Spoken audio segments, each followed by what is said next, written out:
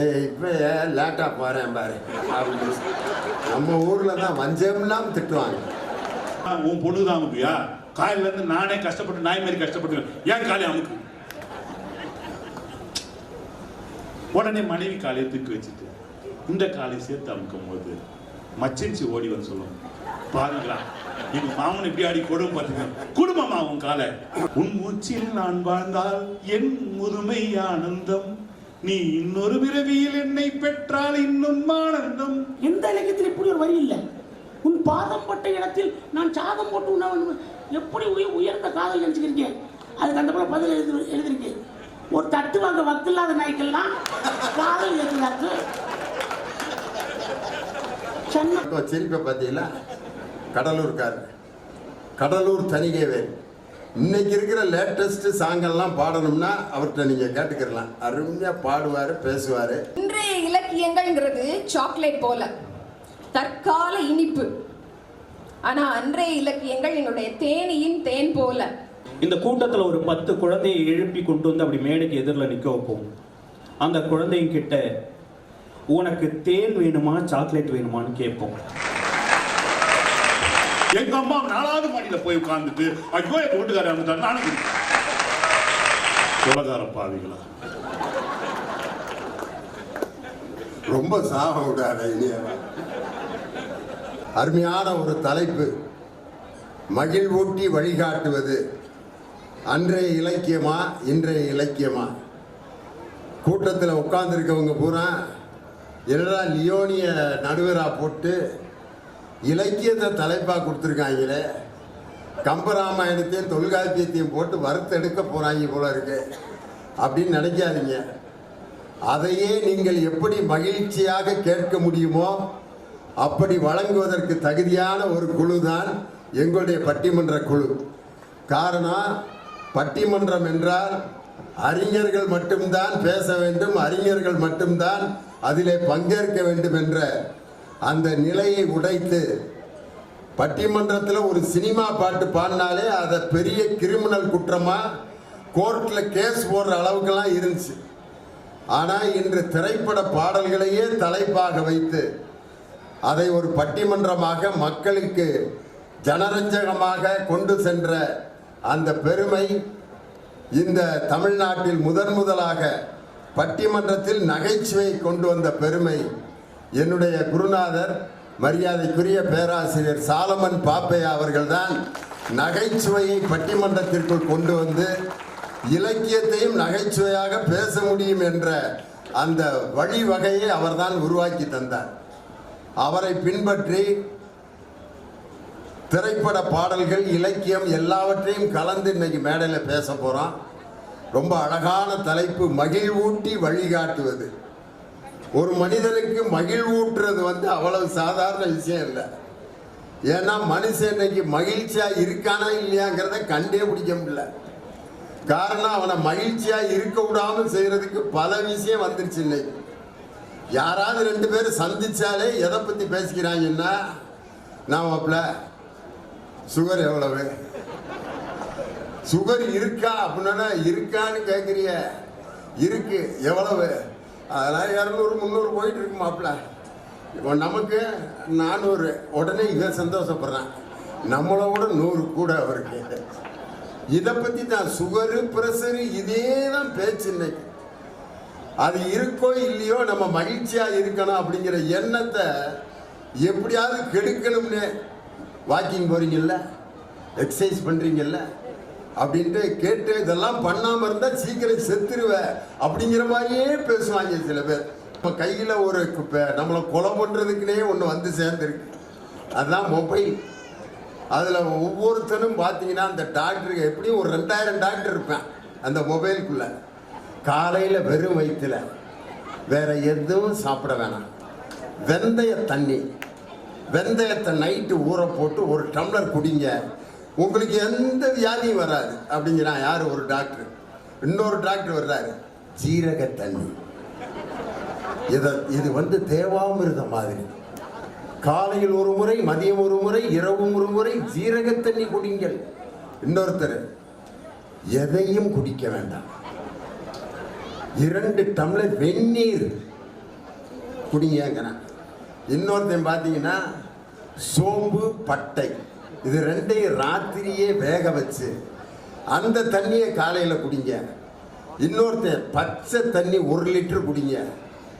இன்னொருத்தன் வெறும் வயிற்றுல எதுவும் சாப்பிடாம மத்தியானம் வரைக்கும் சும்மாவே இருக்காங்க. இப்படியே பார்க்குறேன், ஒரு வெறும் வயிற்றுல எத்தனை தாண்டா சாப்பிட்றது? வெந்தயம், சீரகம், பட்டை, சோம்பு, கிராம்பு எல்லாத்தையும் சாப்பிட்டுவிட்டு என்ன அது என்ன மசாலா போடுற இடமா? அஞ்சரை பெட்டியாது. இன்னொரு பார்த்தீங்கன்னா எக்ஸசைஸ் 3 நாட்களில் தொப்பை குறைய வேண்டுமா? எக்ஸசைஸ்க்கு முன் அப்படின்னு பார்த்தா இப்படி இருக்காரு. நான் சொன்ன எக்ஸசைஸை செய்ததற்கு பின் டம் அப்படின்னு உள்ள தள்ளி அந்த மொபைலை பார்த்துக்கிட்டே எக்ஸசைஸ் பண்ணுறேன். பார்த்துட்டு மொபைலை கீழே தள்ளி விட்டு உடஞ்சி அவனுக்கு அவங்க வீட்டுக்காரமாக்கு பயங்கர ஏழ்றையாகி உன் முகரைக்கு இனிமேல் எக்ஸசைஸ் பண்ணி என்னத்தை சாதிக்க போகிற? மகனுக்கு கல்யாணம் ஆக போகுது, நீ உடம்ப குறைச்சி யாரை மயக்கிறதுக்கு நீ உடம்ப குறைக்கிற? போடு, அவ்வளோதான், எக்ஸசைஸ் முடிஞ்சா. அதுவும் இப்போ என்ன ஒரு 5 நாளில் புது வருஷம் வரப்போகுது. அதில் சில பேர் உறுதியெல்லாம் எடுப்பாங்க, பார்த்துருக்கீங்களா? ஜனவரி 1ஆம் தேதியிலேருந்து டெய்லி வாக்கிங் போகணும் அப்படின்னு ட்ரெட்மில் 15,550 ரூபாய்க்கு. இதில் வாக்கிங் போனீங்கன்னா 15 நாளில் ஸ்லிம் ஆயிருவீங்க. ஜனவரி 1ஆம் தேதி நடப்பான், 2ஆம் தேதி நடப்பான், 3ஆம் தேதி, 4ஆம் தேதி வேக நடப்பான். ஜனவரி 20ஆம் தேதி அந்த மிஷினில் பார்த்தா ஜட்டி, அன்றாயரு, வேட்டி, குளிச்சுட்டு போட்ட துண்டு இதெல்லாம் காஞ்சிக்கிட்டு இருக்கேன். அந்த மிஷினு கண்ணீர் விட்டு ஆளுங்க, இதுக்காடா என்னைய வாங்கி போட்ட? ஏண்டா துணி துவைக்க காய போடுற மிஷின் ஆடா நான்? அவ்வளோதான். இன்னும் சில பேர் மாப்பிள்ளை மேட்ரு சாப்பிட்றதுனால தான் எனக்கு எல்லா பிரச்சனையும், அதனால 1ஆம் தேதியிலேருந்து கம்ப்ளீட்டாக ஸ்டார்ட் பண்ண போகிறேன்டா அப்படின்ட்டு என்ன செய்வாங்கன்னா 31ஆம் தேதி உட்காந்துருவாங்க.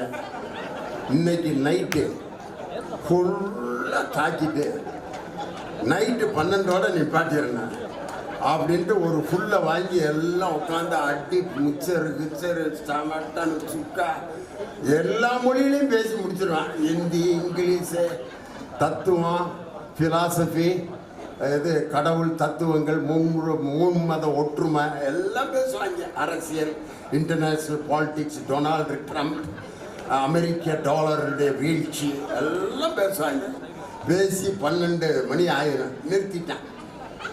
அப்பா 12 wish you everybody happy new year. இளமை இதோ இதோ டிவியில் பாட்டு. ஆஹா, படுத்துட்டான். அவங்கிட்ட அடிச்சுட்டு எந்திரிக்க முடியுமா? சாயந்தரமா எந்திரிக்கிறான். எந்திரிச்சு அப்படியே ஒரு மாதிரி இருக்கு. ஒருத்தன் வர்றான், மாப்பிள்ள இன்னையிலேருந்து நான் சாப்பிட்றதில்ல மாப்பிள்ள, விட்டுட்டேன், கை விடு. தெய்வம்டா, சே எப்படா நீ விட்ட? நானும் விட்டேன் மாப்பிள்ள, ரொம்ப சந்தோஷம் அப்படின்ட்டு கை கொடுத்து பேசிகிட்டு இருக்கேன். இன்னொருத்தன் வர்றேன், என்ன ரொம்ப டல்லாக இருக்க? நேத்தோட விட்டுட்டேன்டா, நேற்று அடித்ததுனால ஒரு மாதிரி கிண்ணன் இருக்கு, அதுதான் இப்போ என்னன்னு புரியல அப்படின்னு. இதுக்கு வேற மருந்தே கிடையாது. ஒரே ஒரு கட்டிங் சுடுதண்ணியில் அடிச்சுன்னா பழிச்சுன்னு விட்டுறான். நீ எவ்வளவு மாத்திரை போட்டாலும் இது இறங்காதுற. வந்துட்டான் பாருங்க, வினைக்கினே ஒருத்தன். அவ்வளோதான், கட்டிங்கு சுடுதண்ணி முடிஞ்சு, அடுத்த வருஷம் தான், அவ்வளோதான். இன்னும் இது மாதிரி உறுதிகள்லாம் எடுத்து எடுத்து அதை கடைப்பிடிக்க முடியாமல் வாழ்க்கையில் மகிழ்ச்சியை தேடி ஒரு கூட்டம் அலைஞ்சிக்கிட்டே இருக்கு. யாரா நமக்கு மகிழ்ச்சியை கொடுப்பா? அந்த சாமியார் மகிழ்ச்சியை கொடுப்பாரா? இந்த அரசியல் தலைவர் நமக்கு மகிழ்ச்சியை கொடுப்பாரா? அல்லது கொடைக்கானலில் போய் எல்லாரும் குடும்பத்தோடு இருந்தோம்னா மகிழ்ச்சியாக இருப்போமா? சில பேர் 25,000 ரூபா செலவழித்து வேன் எடுத்துக்கிட்டு கொடைக்கானலில் போய் அங்கே போய் நாய் பேய் மாதிரி சண்டை போட்டுக்கிட்டு இருக்காங்க. உன்னைய குதிரையில் மகனை ஏற்ற வேணான்னு சொன்னா கேட்கலையா? உன்னைய ஓம் பேச்சை கட்டி தாண்டி கொடைக்கானல் முடிவு பண்ணான். அங்கனையே தேனியில் மலை இருக்குல்ல, அதில் ஏறி போய் ஒரு நிம்மதியாக இருந்திருக்கலாம். 20,000 ஒன்றால தான் செலவு. சாப்பாட்டை வச்சுக்கிட்டு குடும்பமே அடிச்சுட்டு கிடந்து ஒரு சோறு வேணாம், ஒன்று வேணாம், எறா வண்டியா அப்படின்ட்டு இறங்கி வீட்டில் வந்து இப்படியே உட்காந்து இருப்பாங்க. அப்போ தான் மகனுங்க கேட்குறாங்க, எதுக்குப்பா கொடைக்கானல் கூட்டி போனேன்? நீ அம்மாவும் சண்டை போடுறதுக்கு அங்கேருந்து கொடைக்கானல் கூட்டி போனீங்க. மகிழ்ச்சியை தேடி இந்த உலகம் அப்படியே அலைஞ்சிக்கிட்டே இருக்கு. எங்கிருந்து நமக்கு மகிழ்ச்சி கிடைக்கும்? அப்படி கிடைக்கிற ஒரு இடம் இருக்கா? ஒரு கடையில் போய் மகிழ்ச்சியை வாங்க முடியுமா? ஒரு பலசர கடையில் போய் மகிழ்ச்சி இருந்தால் ஒரு கிலோ இருந்தால் கொடுப்பா அப்படின்னு. அது இல்லாமல் தான் நான் கடை வச்சுக்கிட்டு இருக்கேன். என்கிட்ட போய் மகிழ்ச்சியை கேட்டால் நான் எங்கே போகிறது? சாமிக்கு பக்கத்தில் ஒருத்தர் பூசாரி, அவர்கிட்ட போய் கேளுங்க. சாமிக்கிட்ட மகிழ்ச்சி இருந்தால் கொஞ்சம் கேட்டு வாங்கி கொடுங்க ஐயா, பூசாரி ஐயா. அது இல்லாமல் தான் நான் வெறுமையோட 25 வருஷம் அங்கே இருக்கேன். நீ வேணும்னா கேட்டு சாமிக்கிட்ட வாங்கிக்கடா, ஏன்டா நான் என்ன புரோக்கராங்கிறார். மகிழ்ச்சியை சாமிக்கிட்டே வாங்க முடியல, எங்கே போகிறது மகிழ்ச்சி? இதைத்தான் ஒரு அறிஞன் சொன்னான், மகிழ்ச்சியை உலகெங்கிலும் தேடி அலையாதீர்கள், அந்த மகிழ்ச்சி உங்களிடம்தான் இருக்கிறது ஒழிய வேறு யாரிடமும் உங்களுக்கு மகிழ்ச்சியை தருகின்ற ஒரு விஷயம் வெளியிடத்துல இல்லவே இல்லை, உங்கள்கிட்ட தான் இருக்கு.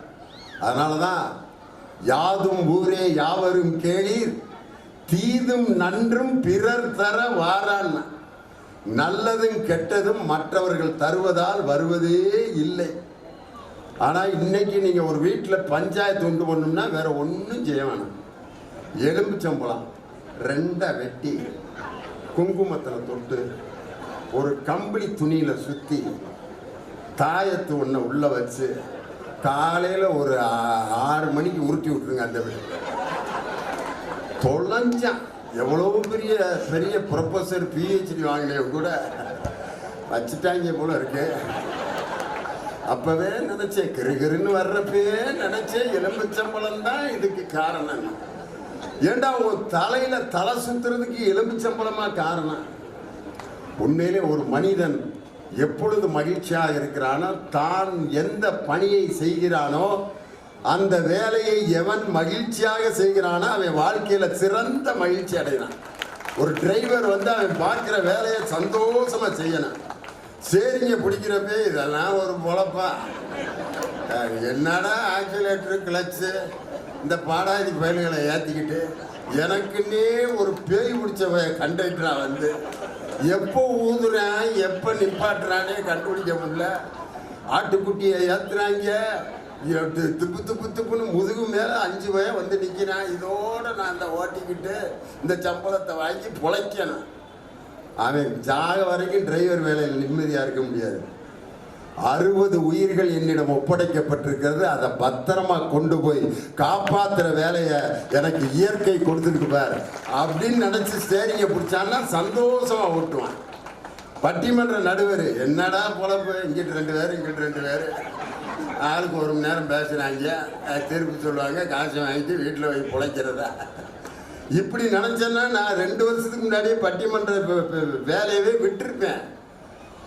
என் பேச்சை கேட்டு இத்தனை 1000 பேர் மகிழ்ச்சியாக இருப்பதற்கு என் பேச்சு காரணமா இருக்கேன்னு நினைச்சுக்கிட்டே பேசணும். அதுதான் மகிழ்ச்சி. எந்த பணியை செய்தாலும் மகிழ்ச்சியாக செய்தால் அவன் எப்பயுமே சந்தோஷமா இருப்பான். இந்த தேனி மாவட்டத்தில் பேசுறதுக்கு கொடுத்து வச்சிருக்கணும். காரணம், கலைகளின் தாயகம் இந்த தேனி மாவட்டம். திரைப்பட துறையை அப்படியே புரட்டி போட்ட மாவட்டம் இந்த தேனி மாவட்டம். ஏதோ ஒரு குறிப்பிட்ட ஜாதியை சேர்ந்தவர்கள் தான் இயக்குநர்களாகவும் மிகப்பெரிய தயாரிப்பாளர்களாகவும் பாடகர்களாகவும் கவிஞர்களாகவும் இருக்கும் இசையமைப்பாளர்களாகவும் இருக்க முடியும். ஏன்னா படம் எடுத்துட்டாடா, வந்துட்டு இருக்காடா, எப்படி இருக்கு படம், நன்னா இருக்கிறடா இதோ அப்படின்ட்டு. நான் தமிழ் சினிமாவில் பாடின முதல் காதல் பாட்டு ஒன்று பாடுறேன், உங்களுக்கு புரியுதான்னு பாருங்களேன். தண்டபாணி தேசிகரும் MS சுப்புலட்சுமியும் பாடிய காதல் பாடம். மனமோகம் நங்கே வாடுதே கனவிலும் என் மனம். இதை பாடி இன்னைக்கு ஒரு பையன் லவ் பண்ணான்னா அந்த பிள்ளையோட நிலைமை என்னத்துக்கு ஆகுன்னு யோசனை பண்ணி பாருங்க. வைகை டேம் கூட்டி போய் மனமோக அந்த பிள்ளை எந்திரிச்சு வந்துடு, உட்காந்து துண்டை வரிச்சு போடு, சில்லற காசு சேரும், அப்படியே சாப்பிட்டு வா, ஆளு முகரையும் பாரு பாட்டுகளை. மனமோக நாக அன்னங்கே வாடுதே கனவிலும் என் மனம் அப்படின்னு ஒரு பாட்டு.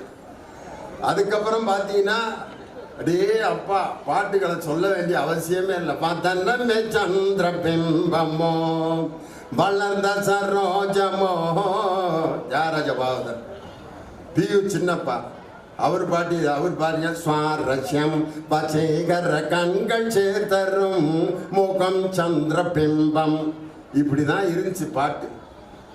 என்னைக்கு திரைப்படத்துறையில் திராவிட இயக்கங்கள் உள்ளே நுழைந்ததோ அன்னைக்கு தான் தமிழ் சுத்தமான பாடல்களும் தமிழ் சிந்தனைகளும் இந்த திரைப்படத்துக்குள்ள வந்துச்சு. காதலி எப்படி வர்ணிச்சாம் பாருங்க திராவிட இயக்கம் வந்த பிற்பாடு. செந்தமிழ்நாட்டு சோலையிலே சென்று பாடி திரியும் பூங்குயிலே தென்றல் அடிக்குது என்னை மயக்குது தேனமுதை இந்த வேளையிலே. சுரதா அமுதும் தேனும் எதற்கு நீ அருகினில் இருக்கையிலே எனக்கு அமுதும் தேனும் எதற்கு. இப்படி வந்துகிட்டு இருந்த சினிமாவை என் இனிய தமிழ் மக்களை உங்கள் பாசத்திற்குரிய பாரதி ராஜா பேசுகிறேன் அப்படின்னு சொல்லி அந்த 16 வயது நிலை படத்தில் ஒரு சப்பானியையும் ஒரு பரட்டையையும் அந்த கேரக்டரை கொண்டு வந்து சினிமாவில் ஒரு மாபெரும் புரட்சியை செய்த அல்லி நகரம் பாரதி ராஜா பிறந்த மண் இந்த தேனி மாவட்டம். அதில் அந்த கமலஹாசனுக்கு ஒரு பாட்டு எழுதியிருப்பாங்க பாருங்க. ஆட்டுக்குட்டி முட்டையிட்டு கோழி குட்டி வந்ததுன்னு யானை குஞ்சு சொல்ல கேட்டு போன குஞ்சு சொன்னதுண்டு கதையில தானே இப்ப காணுது பூமி இது மட்டும்தானா இன்னும் இருக்குது சாமி. அந்த மியூசிக்கு அந்த ஆட்டத்துக்கான அந்த படத்துல முதல் டைட்டில் சாங் ஏதோ கர்நாடக சங்கீதம் தான் ஒரு இசை என்பதை மாற்றி ஒரு கிராமிய பாடலும் திரைப்படத்தின் டைட்டில் சாங் அமைய முடியும் என்று கிராமிய பாடலுக்குள் திரைப்படத்திற்குள் நுழைந்து நம்மை ஆண்ட ஆங்கிலேயர்கள் அமைத்த சிம்பொனி இசையை அமைத்து ராகதேவன் என்று உருவாக்கிய பண்ணைப்புறம் இளையராஜாவை பெற்றுக் கொடுத்த மாவட்டம் இந்த தேனி மாவட்டம். 6 முறை தமிழனுக்கு தேசிய விருதை பெற்றுக் கொடுத்த வடுகப்பட்டி தந்த வற்றாத கவிச்செம்மல் கவி பேரரசு வைரமுத்து, அதே மாதிரி கஸ்தூரி ராஜா அவருடைய மகன் தனுசு, எல்லாம் நம்ம தேனி மாவட்டம் தான். வரிசையாக அதை பற்றி சொல்லணும்னா அது ஒரு தனி லிஸ்ட்டு. இப்படிப்பட்ட ஒரு அற்புதமான தேனி மாவட்டத்தில் அழகான தலைப்பு மகிழ்வூட்டி வழிகாட்டுவது அன்றைய இலக்கியம். அன்றைய இலக்கியம் பேசுறதுக்கு 2 பேச்சாளர் வந்திருக்காங்க. அன்றைய இலக்கியமே என்ற அணிக்கு தலைமையேற்று பேச வந்திருப்பவர் எங்கள் அன்பிற்கும் மரியாதைக்குரிய அருமை தம்பி, உங்கள் மண்ணின் மைந்தர், உத்தமபாளையம் ஹாஜி கருத்தராவுத்தர் கலைக்கல்லூரியில் தமிழ்துறை பேராசிரியராக பணியாற்றி கொண்டு வருகின்ற முனைவர் பேராசிரியர் முருகன். அவர் அன்றைய இலக்கியமே பேச வந்திருக்காரு. அவரை தொடர்ந்து பேச வந்திருப்பவர் நெல்லை மாவட்டத்தில், அவங்க மாவட்ட தமிழை நான் சொல்லிட்டேன்னு கோபமாக என்னை பார்த்துட்டு இருக்காங்க. நெல்லை மாவட்டத்திலிருந்து வருகை இருந்திருக்கும் திருமதி வின்சி ஃப்ளோரா. நாங்கள் நடத்தின நல்லா பேசுங்க நல்லதே பேசுங்க என்ற நிகழ்ச்சியில் ஒரு கல்லூரி மாணவியாக வந்து பேசி ஒரு பேச்சாளராக உருவாகி இன்று மிகச்சிறந்த பேச்சாளராக அனைத்து பட்டிமன்றங்களிலும் பேசி வருகின்ற அருமையான பேச்சாளர். அவர் அன்றைய இலக்கியமே என்ற அணியில் பேச வந்திருக்கிறார். இன்றைய இலக்கியமே அந்த பக்கம் சிரிப்பை பார்த்தீங்களா, கடலூர் தணிகைவேல். இன்னைக்கு இருக்கிற லேட்டஸ்ட் சாங்கெல்லாம் பாடணும்னா அவர்கிட்ட நீங்கள் கேட்டுக்கிறலாம். அருமையாக பாடுவார், பேசுவார். அவர் பேச்சாளர், பாடகர், கவிஞர் மட்டும் இல்லை, சிறந்த குறும்பட இயக்குனர். அவர் ஒரு குறும்படத்தை இயக்குனார், அநீதின்னு. அந்த படத்தில் என் மகன் போய் நடித்தான். என் மகனை MBA BE படிக்க வச்சு 60,000 ரூபா சம்பளத்தில் இருந்தான் ஒரு கம்பெனியில். இவர் கூட்டிகிட்டு போய் இன்ஸ்பெக்டர் வேஷம் போட்டு பைக்கில் இப்படி ஓட்ட விட்டு புல்லட்டில் வர வச்சார். தின்னு கேமராவில் பார்த்தேன், வேலையை எழுதி கொடுத்துட்டு இன்றைக்கி முழு நேரம் சினிமா நடிகராக இருக்கேன். லியோ சிவகுமார். மாண்புமிகு பறையின்னு இப்போ ஒரு படம் நடித்து அது வெளியே வந்துருச்சு. அடுத்து டெலிவரி பாய் அப்படின்னு ஒரு படம் விரைவில் வெளிவர இருக்கு. என் மகனை இன்ஜினியர் ஆக்கணும்னு நினச்சவனை சினிமா நடிகனாக்கிய பெருமை அவரை தான் சார். அவர் தான் கடலூர் தனிகை வேலன். மிக அருமையாக பேச வந்திருப்பவர். இன்றைய இலக்கியமே என்ற அணியை நிறைவு செய்ய வந்திருப்பவர் கவிஞர் இனியவன்.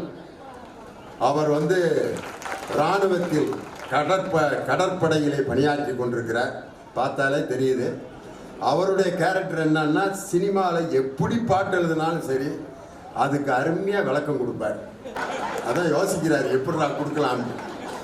கெட்டிக்கார் கவிஞர் இனியவன்.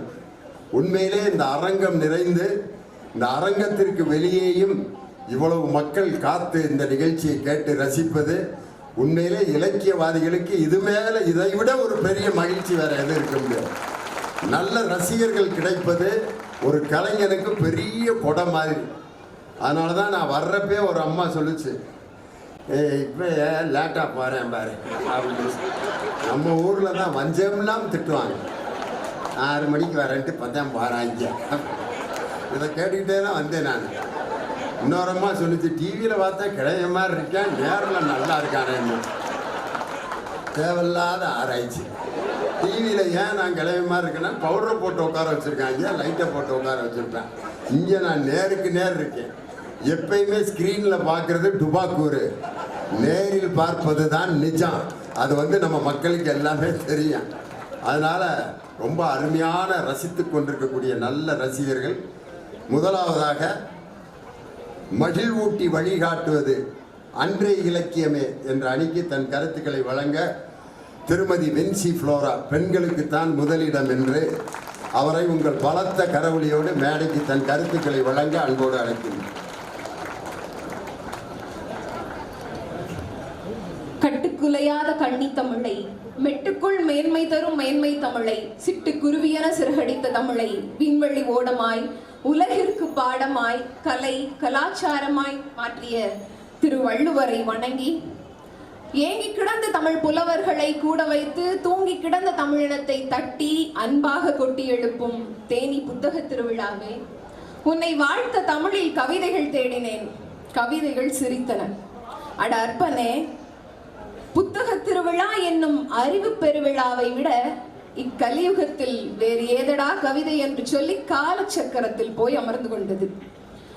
பாடநூல் கழக தலைவராக பள்ளி கல்வித்துறையில் பல பணிகளின் மத்தியிலும் பாமரரையும் சென்றடையும் பட்டிமன்றத்தை பல ஊர்களில் பாங்குடனே நடத்தி நடுநிலை எய்தும் பாசமிகு நடுவர் அவர்களே, கடலூர்ல இருந்து கார்ல தனியாவே வந்ததால ஏதோ கற்பனை உலகத்துல சஞ்சரிச்சு இன்றைய இலக்கியங்களே என்ற அணியில் பேச இருக்கும் கடலூர் அண்ணாச்சி தணிகைவேல் அவர்களே வந்துருச்சு. பாத்தீங்களா, திருநெல்வேலி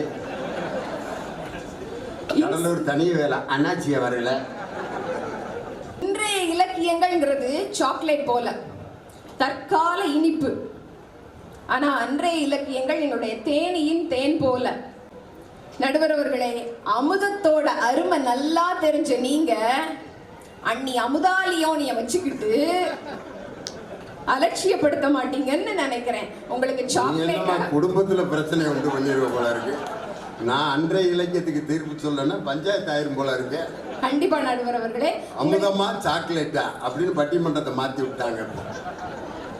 உங்களுக்கு சாக்லேட்டா அல்லது தேனா, இனிப்பா அமுதமா, சாய்ஸ் இஸ் யர்ஸ் நடுவர் அவர்களே. அதுல விட்டுட்டு கடலூர்ல இருந்து வந்துட்டு அந்த கலப்பட தேனை சாப்பிட்டுட்டு கண்ணா பின்னான்னு பேச உட்கார்ந்துருக்காரு எங்களோட கடலூர் அண்ணாச்சி தணிகைவேல் அவர்கள். நடுவர் அவர்களே, அன்றைய இலக்கியங்கள் 10 பாட்டும் 8 தொகையும் காதலை கொண்டாடி மகிழ சொன்னது, வீரத்தோடு மானம் காக்க சொன்னது, யாதும் ஊரே யாவரும் கேளீர் என்று உலகத்தையே சுற்றமாக பார்த்து மகிழும் மனப்பக்குவத்தை தந்தது எங்களுடைய சங்க இலக்கியங்கள். அரசியல் பிழைத்தோருக்கு அறம் கூற்றாகும் என்று வாழ்வின் யதார்த்தத்தை புரிய வைத்த சிலப்பதிகாரம், நமக்கும் ஏய்க்கும் நரகில்லை என்று கூறி இறைவனை பாடி மன அமைதியையும் பேரின்பத்தையும் தந்த தேவாரம் திவ்ய பிரபலம் ஆகிய பக்தி இலக்கியங்கள், தியாகத்தில் கிடைக்கும் தார்மீக மகிழ்ச்சியை கொண்டாடிய கம்பராமாயண காப்பியம், துய்த்தல் இல்லாதார் பொருள் போல தோன்றிற்றே என்று மன நிறைவே உண்மையான செல்வம் என்று கூறிய நாலடியார் உள்ளுவதெல்லாம் உயர் உள்ளல் என்று எண்ணம் உயர்ந்தால் வாழ்வு இனிக்கும் என்று திருக்குறளும், ஆறுவது சினம் கோபத்தை குறைத்தால் மன அமைதி பெருகும் என்று ஆத்திச்சூடி, துன்பு உள்ளது எனினும் அன்றோ சுகம் உள்ளதே என்று கம்பராமாயணம், இப்படி வரிசை கட்டி வரும் அன்றைய இலக்கியங்கள் ஒவ்வொன்றும் ஒரு மனிதன் தனி மனிதனாக, குடும்பமாக, சமூகமாக தடம் புரளாமல் வாழ வழிகாட்டும் ராஜ பாட்டைகள் அல்லவா? நடுவர் அவர்களே, உணர்வுகளின் சங்கமத்தை வாழ்வியல் அழகியலோடு வெளிப்படுத்திய என்னுடைய அன்றைய இலக்கியங்கள் தருகிற மகிழ்ச்சி ஆசாரக்கோவை, அபிதான சிந்தாமணி, கம்பராமாயணம், கார்40, சிலப்பதிகாரம், நற்றிணை, குறுந்தொகை, ஐங்குறுநூறு, பதிற்றுப்பத்து, பரிபாடல், கலித்தொகை, அகநானூறு, புறநானூறு, சிலப்பதிகாரம், மணிமேகலை, சீவக சிந்தாமணி, வளையாபதி, குண்டலகேசி, நாலடியார், தொல்காப்பியம், மூதுரை, முத்தொள்ளாயிரம் என அர்த்தங்களும் ஆழங்கள் பொறிந்த எங்களுடைய அன்றைய இலக்கியங்கள் இருக்க, இன்னைக்கு அண்ணாச்சி 2 பேரும் அவசர இலக்கியத்தை பேச வந்துட்டு அலட்சியமா உட்கார்ந்துருக்குறாங்க. நடுவர் அவர்களே, இறுதியா ஒண்ணு சொல்லி நிறைவு செய்கிறேன். பொட்டுக்கடலை வாங்கின பொட்டலம் கசங்கி இருந்தாலும் அதை கையாலே அயன் பண்ணி துண்டு பேப்பரை கூட தூக்கி போடாம படிக்கிற பழக்கம் இந்த அவையில் இருக்கக்கூடிய என்னுடைய அம்மாவுக்கு உண்டு. நடுவர் அவர்களே, என்னுடைய பெற்றோர் வாசிப்பை நேசிப்பவர்கள். என்னோட 3 குழந்தைகளும் 3 மாச குழந்தையா இருக்கும்போது, இந்த கொட்டுற 3 மாச குழந்தையா இருக்கும் போதுல இருந்து என் அம்மா கிட்ட கதை கேட்டு வளர்றாங்க. நீதி கதைகள் கேட்காம அவங்க தூங்குறது இல்ல, கதைகள் சொல்லாம அவங்களும் தூங்குறது இல்ல. ஒரு நாள் என் பையன் என் அம்மா கிட்ட கேட்டான், நீங்க எப்பயும் ஏலாதம்மா அம்மம்மா நீங்க எப்பயும் ஒரு பழைய பேப்பரா பழைய புக்கா படிக்கிறீங்களேன்னு கேட்டான். அதுக்கு என் அம்மா சொன்ன பதில், புதிய பாதையில நாம பயணிக்கும் போது பாதை தெரியாம, வழி தெரியாம நாம தடுமாறுனா பழைய பாதையில் போனவர்கள் விட்டு சென்ற சுவடுகள் தான் நமக்கு சரியான பாதையை காட்டும் சொன்னாங்க. இன்னைக்கு திசை தெரியாமல் தடுமாறும் இன்றைய சமுதாயத்தினருக்கு வழிகாட்டும் கலங்கரை விளக்கம் எங்களுடைய அன்றைய இலக்கியங்கள். இன்றைய இலக்கியங்கள் என்பது தற்கால மெழுகுவர்த்திகளே. ஆக வெறும் தகவலை மட்டும் தருவது இன்றைய இலக்கியங்கள். அன்றைய இலக்கியங்கள் ஞானத்தை தருகிறது. மலிந்து கிடக்கும் கொச்சை சொற்கள் இன்றைய இலக்கியங்கள். மொழி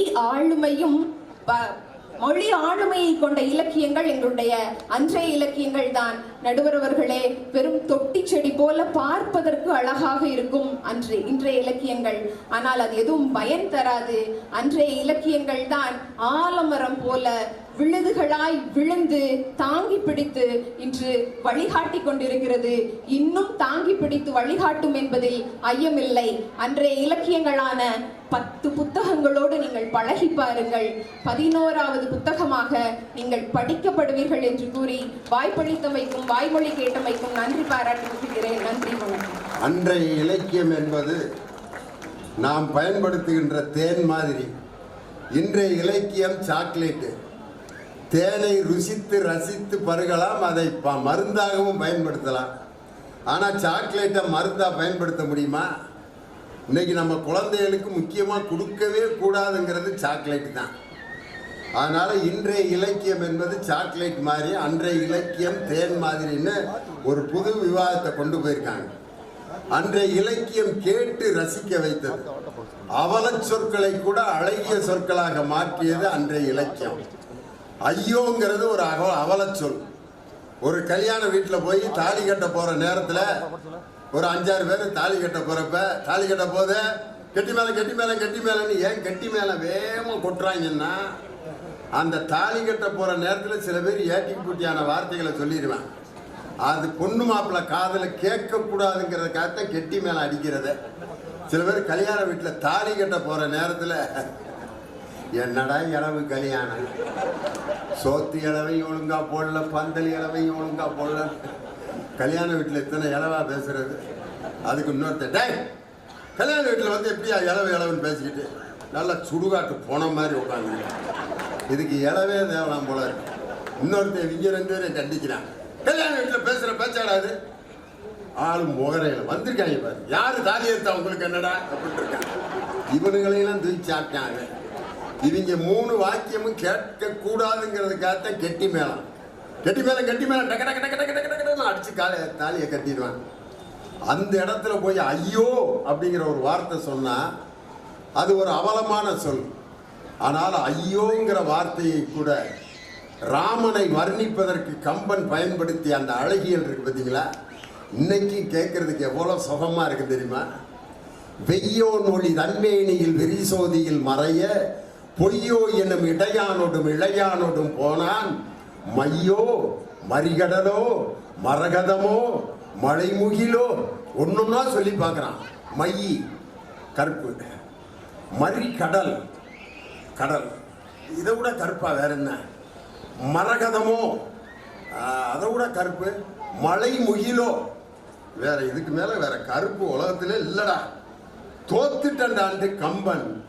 ஐயோ இவன் வடிவென்பதோர் அழியா அழகுடையான்னு சொன்னாம. இந்த அழகியல் உலகத்தில் வேற எந்த இலக்கியத்திலே நீங்க பார்க்க முடியாது. அதனாலதான் கம்பனுக்கு பிறகு கவிதையும் இல்லை, கார்த்திகைக்கு பிறகு மழையும் இல்லைன்னு சொன்னாங்க பாருங்க. அப்படிப்பட்ட அந்த கம்பனின் அழகியல். இந்த ஐயோங்கிறத வார்த்தை எடுத்தான் கண்ணதாசன் என்ன அழகா ஒரு பாட்டுல போட்டிருப்பார். மூடி கிடந்த இமை இரண்டும் பார்ப்பார் என்றன, முந்தானை காற்றிலாடி வா வா என்றது, ஆடி கிடந்த கால் இரண்டும் நில் நில் என்றன, ஆசை மட்டும் வாய் திறந்து சொல் சொல் என்றது, அன்ன கொடியிடை முன்னும் பின்னும் ஐயோ ஐயோ என்றது. அது எப்படித்தான் ஐயோன்னு சொன்னுச்சுன்னு கண்ணதாசனை கேட்டா தான் தெரியும். எப்படி ராமனின் அழகை ஐயோ என்ற வார்த்தையில் வர்ணிச்சாம் பாருங்க. இந்த அழகியல், இந்த அழகியூட்டி மெருகூட்டி வாழ்க்கையில் ரசிக்க வைப்பது அன்றையும் தானே. இன்றைய இலக்கியம் என்ன எழுதுனா, அண்ணலும் நோக்கினால் அவளும் நோக்கினாள், இதை அடுத்து நொறுக்க அவங்க அப்பனும் சேர்ந்து நோக்கினான் அப்படிங்கிற கேட்கறதுக்கு நல்லா இருக்கு. இதுக்கு பேர் இலக்கியமா? இன்றைய இலக்கியமே என்று அவர்கள் சொன்ன அந்த கருத்துக்கு பதில் சொல்ல கடலூர் தணிகவேலன் உங்கள் பலத்த கரவொலியோடு வருகிறார். நல்ல அழகான பாட்டெல்லாம் நீங்க கேட்கலாம். வாங்க தம்பி.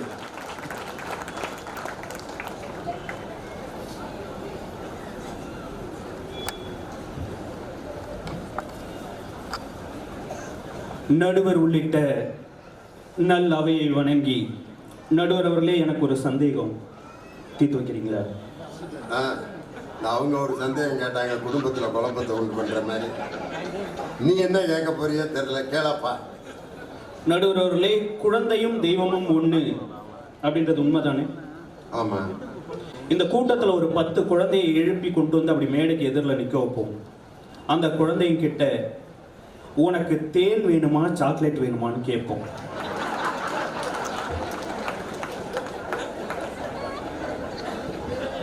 என்னன்னா இன்றைய இலக்கியம்லாம் சாக்லேட் மாதிரி, நாங்க தான் தேன் மாதிரி. எல்லா சீசன்லயும் கிடைக்கிறது நாங்க தான்மா. இதுல சாக்லேட்னா நீங்க ஏன் தப்பா நினைக்கிறீங்க? தொண்டை நல்லா இருக்கணும்னா தூதுவளை சாக்லேட் போடலாம். தேனி மலை மேல ஏறும்போது வாந்தி வரக்கூடாதுன்னா புளிப்பு மிட்டாயை தின்னுட்டு தான் மலை மேல ஏறுறான். சாக்லேட் நல்லது நடுவர்களே, அது ஏன் திருநெல்வேலி அல்வாவுக்கு தெரியலன்றதுதான் எங்க பிரச்சனை. நீ அல்வாவை திருநெல்வேலியில குடும்பம்னா அங்கிருந்து பார்சல் பண்ணி தேனி வரைக்கும் கொண்டு வந்து கொடுக்குறேன். இன்னைக்கு கல்யாண வீட்டு வாசல்ல தட்டுல சாக்லேட் வச்சு தான் கொடுக்குறானே ஒழிய ஒரு கிண்ணத்துல தேன் எடுத்து அப்படியே தொட்டு சாப்பிட்டு போங்கன்னா அவன் தொட்டுட்டு துடைக்கிறதுக்கு இடம் தெரியாம முன்னால இருக்க அவன் தலையில தடவி விட்டு அவன் தலை சீக்கிரமே நரைச்சு போயிடும். தேன் நல்லதுதான், கல்யாண வீட்டுல அதையா கொடுக்குறேன், சாக்லேட்டை தானே கொடுக்குறாங்க. என்னப்பா நீ காலம் தெரியாம பேசிட்டு இருக்க. அதுவும் வின்சியுடைய திருநெல்வேலி மிகச்சிறந்த ஊர் நடுவர்களே. என் மனைவி ஒரு தடவை திருநெல்வேலிக்கு உங்க பட்டிமன்றத்துக்கு வரும்பொழுது என் மனைவி சொல்லி அனுப்பினா, திருநெல்வேலிக்கு போங்க, சாந்தி ஸ்வீட்ஸ்னு இருக்கும், அங்க அல்வா வாங்கிடுவாங்க. நான் திருநெல்வேலி பஸ் ஸ்டாண்ட்ல இறங்கி பார்க்கறேன், தலையை திருப்புற பக்கம் பூரா சாந்தி ஸ்வீட்ஸா இருக்கு. நான் என் முன்னாடிக்கு ஃபோன் பண்ணி கேட்டேன், ஏம்மா சாந்தி ஸ்வீட்ஸ்னு எல்லா பக்கமும் இருக்குது, எந்த சாந்தி ஸ்வீட்ஸ்ல வாங்கணும்னு. ஒரிஜினல் சாந்தி ஸ்வீட்ஸ் போட்டிருக்கோம், அந்த கடையில வாங்குன்னு. திரும்பி பார்க்குறேன், 5 கடையில போட்டு வச்சிருக்கிறோம் ஒரிஜினல் சாந்தி ஸ்வீட்ஸ். அப்படி சிறப்பு வாய்ந்த ஒரு ஊர்ல இருந்து அருமையா வந்திருக்கிற வின்சி அவர்கள் எங்களை அவ்வளவு குறை சொல்லிட்டு போய் உட்கார்ந்துருக்காங்க. அன்றைய இலக்கியத்திற்கும் இன்றைய இலக்கியத்திற்கும் என்ன வித்தியாசம்னு சொன்னா எளிமையா புரிஞ்சிடும் சார். அரசர்களுடைய பெருமையை மட்டுமே பாடியது அன்றைய இலக்கியம். அடித்தட்டு மக்களுடைய வறுமையும் சேர்த்து பாடியதுதான் இன்றைய இலக்கியம்.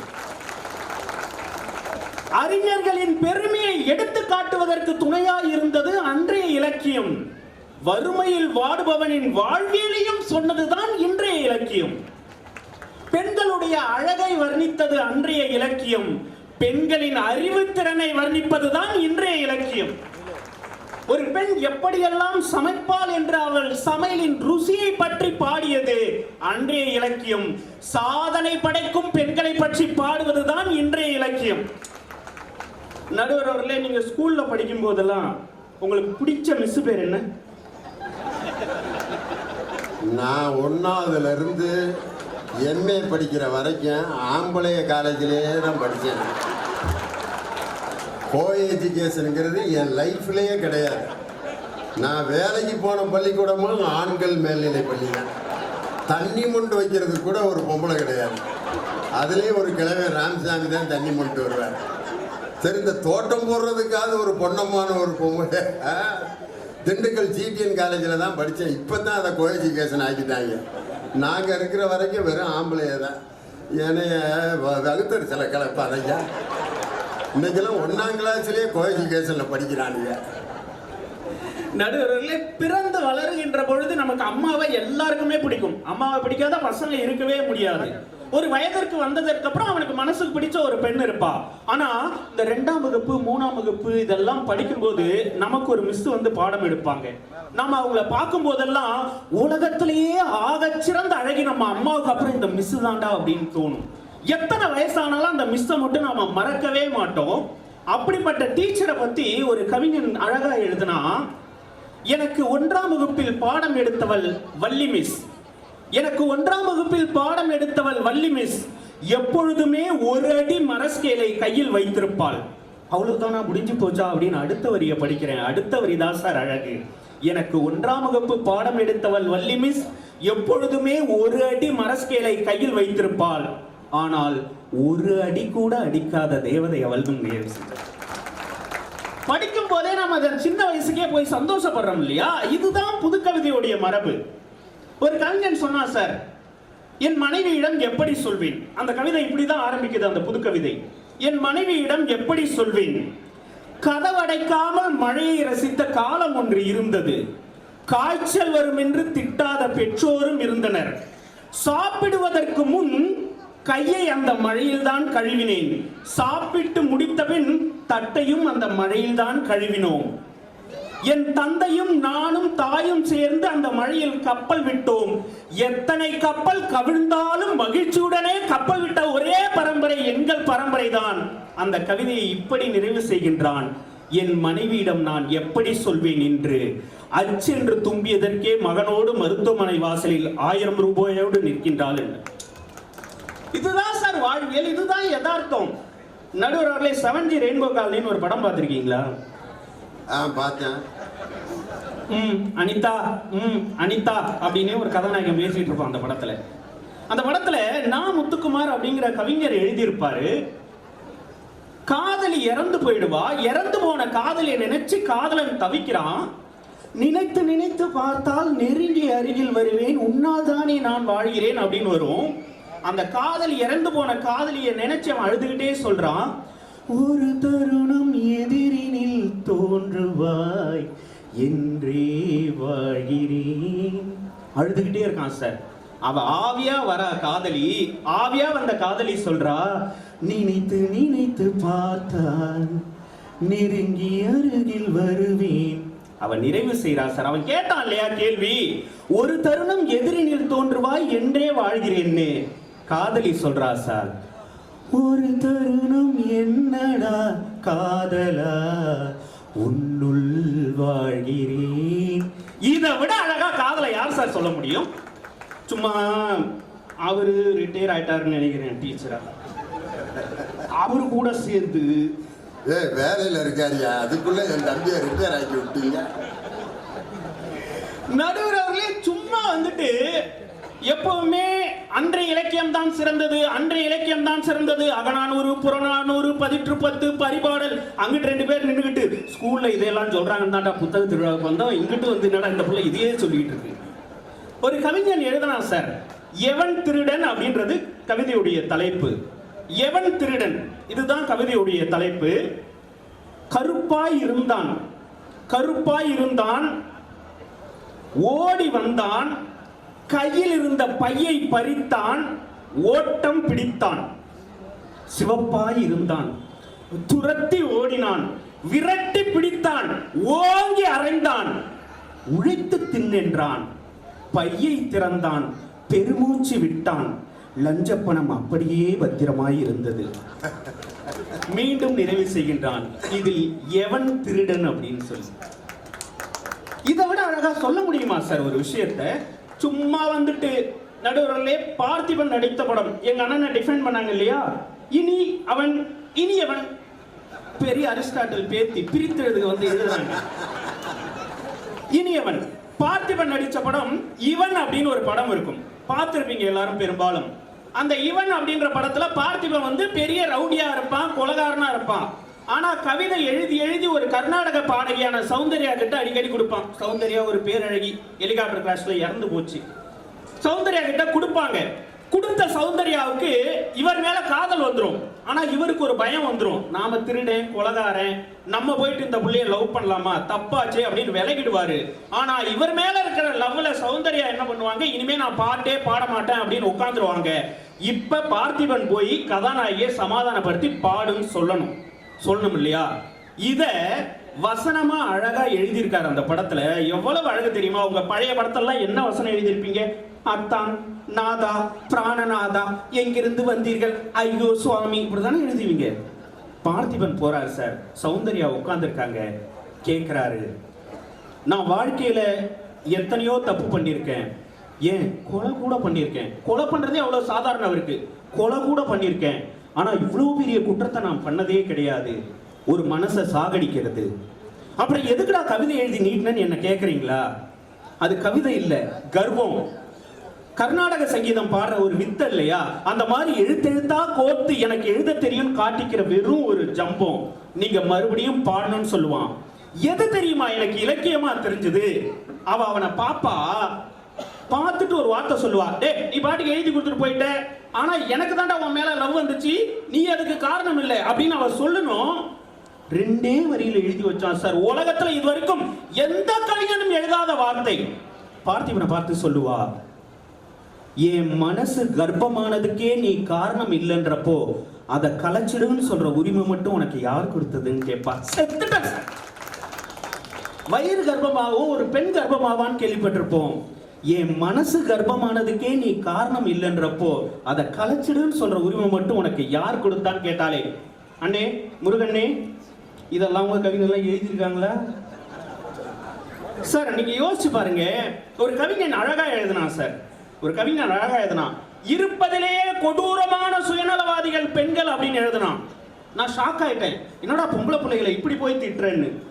இருப்பதிலேயே கொடூரமான சுயநலவாதிகள் பெண்கள் தான். தாயோ சகோதரியோ, தாயோ சகோதரியோ, மனைவியோ மகளோ, தாயோ சகோதரியோ மகளோ, அவர்கள் இல்லாமல் வாழ ஒரு பொழுதும் ஆண்களுக்கு அவர்கள் கற்றுத்தருவதே இல்லை அப்படின்னு சொன்னான். பெண்கள் இல்லாம இந்த உலகத்துல வாழவே முடியாதுன்னு சொன்னான் சார். சும்மா வந்துட்டு அந்த காலத்துல என்ன சார் சொன்னாங்க? அன்றைய இலக்கியத்துல ஆண்மை என்பதற்கு விளக்கமா என்ன சொன்னாங்க? பெண்ணை அடக்கி ஆள்வதுதான் ஆண்மை, ஒரு நாட்டுக்கு போர் தொடுத்து போவதுதான் ஆண்மை, பாவப்பட்டவங்க மேல இறக்கப்பட்டு கண்ணீர் விடுவதுதான் ஆண்மை, இப்படி எல்லாம் அன்றைய கால இலக்கியங்கள்ல சொல்லிட்டு வந்தாங்க. இன்றைய காலத்துல ஒரு கல்லூரியில ஒரு மாணவன் அழகா எழுதினா, ஆண்மை அப்படிங்கிற தலைப்பு நடுவர்களே, கல்லூரியில போட்டி ஆண்மை அப்படிங்கிற தலைப்பு. அந்த பையன் 2 வரியில எழுதிட்டு போயிட்டான் சார். ஆண்மை என்பது அவளை உனக்கானவளாக மாற்றிக்கொள்வதில்லை. ஆண்மை என்பது அவளை உனக்கானவளாக மாற்றிக்கொள்வதில்லை, அவளை அவளாகவே ஏற்றுக்கொள்வது அப்படின்னு சொன்னான் சார். இதை விட அழகா சொல்ல முடியுமா? நடுவர் அவர்களே, நான் இப்படி சொல்லி நிறைவு செய்கின்றேன். நடுவர் அவர்களே, ஒருத்தவன் கண்ணீரோட உட்காந்துருந்தான், அவங்கிட்ட போய் வின்சி அவர்களையும் எங்க அண்ணன் முருகன் அவர்களையும் விட்டுருந்தோம் அப்படின்னு சொன்னா அகநானூறு புறநானூறு திருக்குறள் 4 எல்லாத்தையும் சொல்லி எழுதி வச்சிருப்பாங்க. அவனும் இதுக்கு பேசாம நம்ம தற்கொலை பண்ணிக்கிட்டே செத்து போயிருக்கலாம்டா அப்படின்னு ஓடி போயிட்டு இருப்பான். அவன்கிட்ட போய் கேட்கறான், உனக்கு என்னடா பிரச்சனை, நீ அழுதுகிட்டே இருக்கியே, உனக்கு என்ன பிரச்சனை அப்படின்னு கேட்குறாங்க. அதுக்கு பதிலா ஒரு கவிஞன் அழகா எழுதியிருக்கான், அவன் பிரச்சனைக்கு தீர்வு வேண்டாம், இப்பொழுது அவன் பிரச்சனைக்கு தீர்வு வேண்டாம், அவனுக்கு என்ன பிரச்சனை என்று கேட்பதற்கு ஒரே ஒரு இதயம் போதும் அப்படின்னு சொல்றான். இதுதான் நடுவர் அவர்களே புது கவிதை, இதுதான் புதிய இலக்கியங்கள், இதுதான் இன்றைய இலக்கியங்கள். இன்றைய இலக்கியங்கள் தான் எங்களுக்கு புரியும், எது எங்களுக்கு புரிகின்றதோ அதுதான் எங்கள் வாழ்க்கைக்கு மகிழ்வூட்டும் என்று சொல்லி நல்லதொரு வாய்ப்பிற்கு நன்றி பாராட்டி இடம் அமர்கின்றேன். நன்றி, வணக்கம். ஆஹா, இன்றைய இலக்கியம் எவ்வளவு சிறப்பாக இருக்கிறது என்று கடலூர் தனிகவேல் ரொம்ப அழகா சொன்னார். பழைய நம்ம வீடுகளில் பழைய பாட்டி தாத்தாவோட போட்டாலாம் எங்கள் வீட்டில் இருக்கு. தாத்தா பார்த்துட்டீங்கன்னா சேரில் இப்படி உட்காந்துருப்பாரு, மேசையை வச்சுக்கிட்டு கும்முன்னு. பாட்டி பார்த்தீங்கன்னா 5 அடி தள்ளி இப்படி நிற்கும். எங்கள் பாட்டி ஃபோட்டோவில் கூட பக்கத்தில் நிற்கிறதுக்கு அந்த பாட்டிக்கு அன்னைக்கு உரிமை இல்லை. ஆனால் இப்போ 2 பேருக்கும் 16 பிள்ளைங்க. நான் இதுதான் எனக்கு புரியல, ஃபோட்டோவில் இவ்வளவு டிஸ்டன்ஸ் கீப் அப் பண்ணிட்டு பின்னி எடுத்திருக்காங்க வாழ்க்கை. அதனால தான் எங்கள் தாத்தாவை கேட்டேன், எப்படி தாத்தா அப்படின்னா, எல்லாம் ஆண்டவன் கொடுத்தது தான், நான் என்ன பண்ணுறது, ஆண்டவன் கொடுத்தாராமியா. நானும் சின்ன பிள்ளையில நம்பிட்டேன், கோயிலில் போய் ஒவ்வொரு பிள்ளையும் வாங்கிட்டு வந்திருக்காரு போல இருக்குன்னு. ஆனால் இப்போ நினைக்கிறேன் கிழமை எவ்வளோ விஷக்கிழமை இருந்திருக்காரு. ஏன்னா அன்னைக்கு வேற என்டர்டெயின்மெண்ட்டே இல்லை. என்ன செய்வார், கிழவியை கல்யாணம் பண்ணி கொண்டு வந்து உட்கார வச்சுக்கிட்டு, டிவி கிடையாது, லியோனி பட்டிமன்றம் கிடையாது, புத்தக திருவிழா கிடையாது, மொபைல் ஃபோன் கிடையாது, ஒன்றும் இல்லை, சினிமா இல்லை, ட்ராமா கிடையாது, தேனி சீருடையனுடைய நாவல் கிடையாது. எங்கே போய் படிக்கிறது? சும்மாவே இப்படி உட்காந்து இப்படியே பார்த்துட்டு அப்புறம் அப்படின்னாரு எங்கள் பெரியப்பா பிறந்துட்டாரு. சாப்பிட்டியான்னு கேட்டார், எங்கள் அத்தை பிறந்துச்சு. கரண்ட்டு விளக்கு ஆஃப் ஆச்சு, எங்கள் அப்பா பிறந்தாரு. இப்படியே தான். பாட்டியை கேட்டால் எப்படி பாட்டி அப்படின்னா, பூரா நான் பெற்றதுரா, என்ன கடையில் அதை வாங்க முடியும் அப்படிங்கிறாரு. ஏன் பாட்டி 16ஓட நிப்பாட்டிட்டேன், அதுக்கப்புறம் உங்கள் தாத்தா பரமாக்கு போயிட்டாரு, நானா இருந்தேன், என்ன பண்ணுறது அப்படின்னு. அப்படிலாம் ஒரு பெண்ணை பிள்ளை பெற்கக்கூடிய கருவியாக தான் வச்சுருந்தாங்க. ஆனால் இன்னைக்கு 3 நாளைக்கு முன்னாடி நம்ம இந்தியாவிலிருந்து ஒரு விண்கலம் மேலே போயிருக்கு பாருங்க. செயற்கைக்கோளில் ஒரு மாபெரும் புரட்சியை உண்டு பண்ணக்கூடிய அந்த செயற்கைக்கோள் விண்கலம் போயிருக்கு.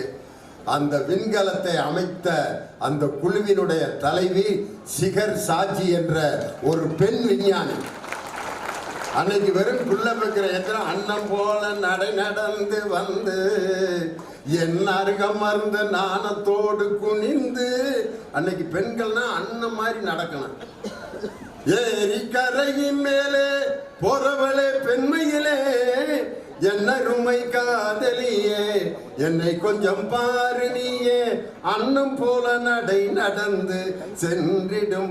பெண் அன்னம் போல நடக்கணும். அப்படி பார்த்தா இன்னைக்கு டிஐஜியா ஏடிஜிபியா இருக்காங்களே, அவங்கெல்லாம் அண்ணன் மாதிரி நடந்துகிட்டு இருந்தா திருடன் பயப்படுவானா?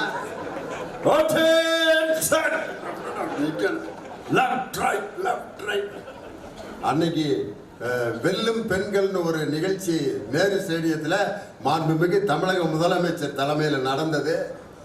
அன்னைக்கு முதலமைச்சருக்கு பாதுகாப்பு கொடுத்த கமாண்டோ படைகள் மேடையில் என்னென்ன விதமான துப்பாக்கிகளை அந்த கமாண்டோ படைகள் பயன்படுத்துகிறார்கள்னு AK-47 AK-147 அதை பெண்கள் எப்படி பயன்படுத்துறதுன்ட்டு அப்படி எடுத்துருந்தா. அப்படிங்கிறது ஒரு அம்மா.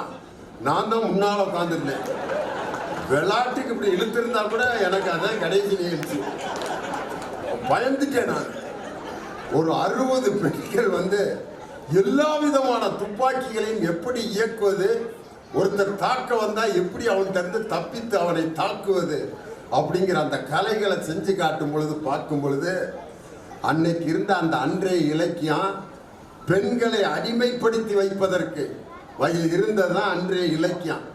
அதனாலதான் ஔவையாருங்கிற பெண் கவிஞரே என்ன எழுதியிருக்காங்க, தையல் சொல் கேளேல் பெண்கள் பேச்ச கேட்காத அப்படின்னு ஒரு பொம்பளையே எழுதி வச்சா, இன்னைக்கு ஒரு பெண் பேச்ச கேட்காதன்னு சொல்லியிருந்தா இன்னைக்கு கலெக்டரா ஒரு மாவட்ட ஆட்சித்தலைவரா ஒரு பெண் இருக்காங்களே, ஔவையார் சொல்லியிருக்காங்க உங்க பேச்செல்லாம் கேட்கக்கூடாது அப்படின்னு. நம்ம டிஆர்ஓ போய் தையல் சொல் கேளே அப்படின்னு எங்க ஔவையார் எழுதியிருக்காங்க. அதனால உங்க பேச்செல்லாம் நாங்க கேட்க மாட்டோம்.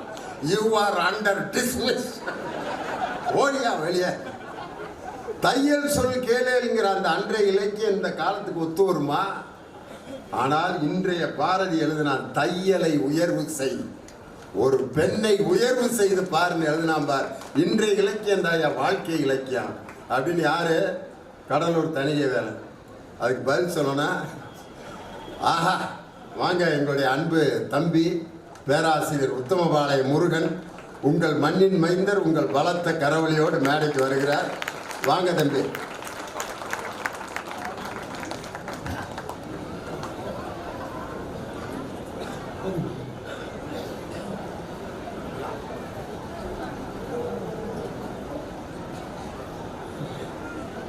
பால்கனி அம்மான் இந்த மையத்து நாட்டிலெல்லாம் பால்பட்டு நின்றதாமோர் பட்டி மண்டபம் தன்னை வாழ்விக்க வந்த மகான் எங்களின் பாசமிகு நடுவர் திண்டுக்கல் ஐலியோனி அவர்களே, எல்லோரும் ஏற்கும் வண்ணம் பொதுவான கருத்ததனை காந்தி லெவலுக்கு என்னை கொண்டு போயிட்டாரு. காந்தி பேரத்தை எடுத்துட்டாங்க. நல்ல வேலை ரூபா நோட்லயாவது இருக்காருன்னு நம்ம சந்தோஷப்பண்ண. இன்னும் கொஞ்ச நாள் கழிச்சு அதையும் எடுத்தாலும் எடுத்துருவாங்க. எல்லோரும் ஏற்கும் வண்ணம் பொதுவான கருத்ததனை பொறுப்பேற்றி ஆட்சி அமர்ந்துள்ள என்னுடைய தோழி அவர்களே, எடுத்துட்டு வாங்க. யாரை பார்த்து முருகா நீ சிரிக்கிற? நீ என்னைய பார்த்து சிரிக்கிறியா இல்லை எதிரணியை பார்த்து சிரிக்கிறியான்னு எனக்கு பயமா இருக்கு. தப்பை தப்பென்று அறிந்திருந்தும் தப்பை தப்பில்லாமல் சொன்னால் தப்பும் தப்பில்லை என்று நினைத்து கொண்டு தப்பான கருத்துக்களுக்கு வக்காலத்தில் வந்திருக்கக்கூடிய மரியாதைக்குரிய மாற்றுக் கட்சி நண்பர்களே. ஐயா என்ன சொன்னீங்க? இந்த மாதிரி தான் நிறைய பேர் பேசுவாங்க. உங்களுக்கு வாழ்க்கையில் பிரச்சனையா? பிரச்சனையா பார்த்தீங்கன்னா தான் பிரச்சனையா இருக்கு. பிரச்சனையா பார்க்கலன்னா பிரச்சனையெல்லாம் ஒரு பிரச்சனையாவே இருக்காது. ஏன்னா நீங்கள் பிரச்சனையா பார்க்கறதுனால தான் பிரச்சனை பூரா உங்களுக்கு பிரச்சனையா இருக்குன்னு. ஓம் பிரச்சனை பெரிய பிரச்சனையா இருக்கும் போது ஓடுற மாதிரி இருக்கு. இல்லை, நான் நல்லாத்தான் இருந்தேன். தம்பி தனிய வேலை பேசின பிறகு எப்படி ஆகி போச்சு எனக்கு. நல்லா இருந்தேன். வந்தார், ரொம்ப பிரமாதம், ரொம்ப அருமையான கூட்டம். எனக்கு ரொம்ப சந்தோஷமாக இருக்கும் முன்னாடியில் பேசுகிறதுக்கு. அவர் வந்த பிறகு கூட்டத்தையே பார்த்துட்டு இருந்தார். என்னடா வந்த பிறகு தனியாக கூட்டத்தையே பார்த்துட்டு இருக்காருன்னு கவனித்தேன். என்ன கவனிச்சிருக்காருன்னா, எத்தனை சின்ன பையன் இருக்குன்னு எண்ணிருக்காரு. எண்ணி ஒரு முக்கியமான விஷயம் சொல்கிறாரு. எங்கள் அணியை சேர்ந்த நம்ம சொல்லிச்சு, தேன் நல்லதா சாக்லேட் நல்லதான்னு கேட்டாங்க. நியாயமான கேள்வி. அவர் பிளான் பண்ணி சொல்றாரு, ஒரு 10 சின்ன பையனை கூப்பிட்டு முன்னாடி உட்காருக்கீங்க, ரொம்ப முக்கியம், யாரையும் பேச விட மாட்டாங்க. அதே ஒரு பக்கம் ஒரு பட்டிமன்றம் நடத்திக்கிட்டான். நீங்க பாட்டு பேசிக்கிட்டா நாங்கள் ஒரு பட்டிமன்றம் நடத்திக்க முடியாது. அன்னைக்கு இப்படித்தான் முன்னால 4 சின்ன பையலுங்க நான் பேசிட்டு இருக்கேன், நிறுத்துறா அப்படின்றான். அவனுக்குள்ள நிறுத்துறான்னு இருக்கேன். நான் பயந்து எனக்கு பேச வந்தது பூரா மறந்து போச்சு. அவங்க அப்பாட்ட வா போலாம் அப்படின்னு நான் பாரு. அதோட எனக்கு என்னடா எதுக்குடா இங்க வந்தோம் அப்படின்னு. இந்த நடுவில் விளையாண்டுட்டு இருக்காங்க பாரு, அவன் உலகமே தனி. ஆமா, அந்த பிள்ளை உட்காந்து கேட்குது, அதையும் கையை பிடிச்சி இழுத்து அந்த எல்லாம் சும்மா ஏதாவது பேசிக்கிட்டு இருப்பாங்க. நம்ம அப்பா அம்மாலாம் உட்காந்து பைத்திய மாதிரி சிரிச்சுக்கிட்டு இருக்காங்க. நம்ம உலகத்தில் விளையாடுவோம் அப்படின்னு ஜாலியாக இருக்கான்.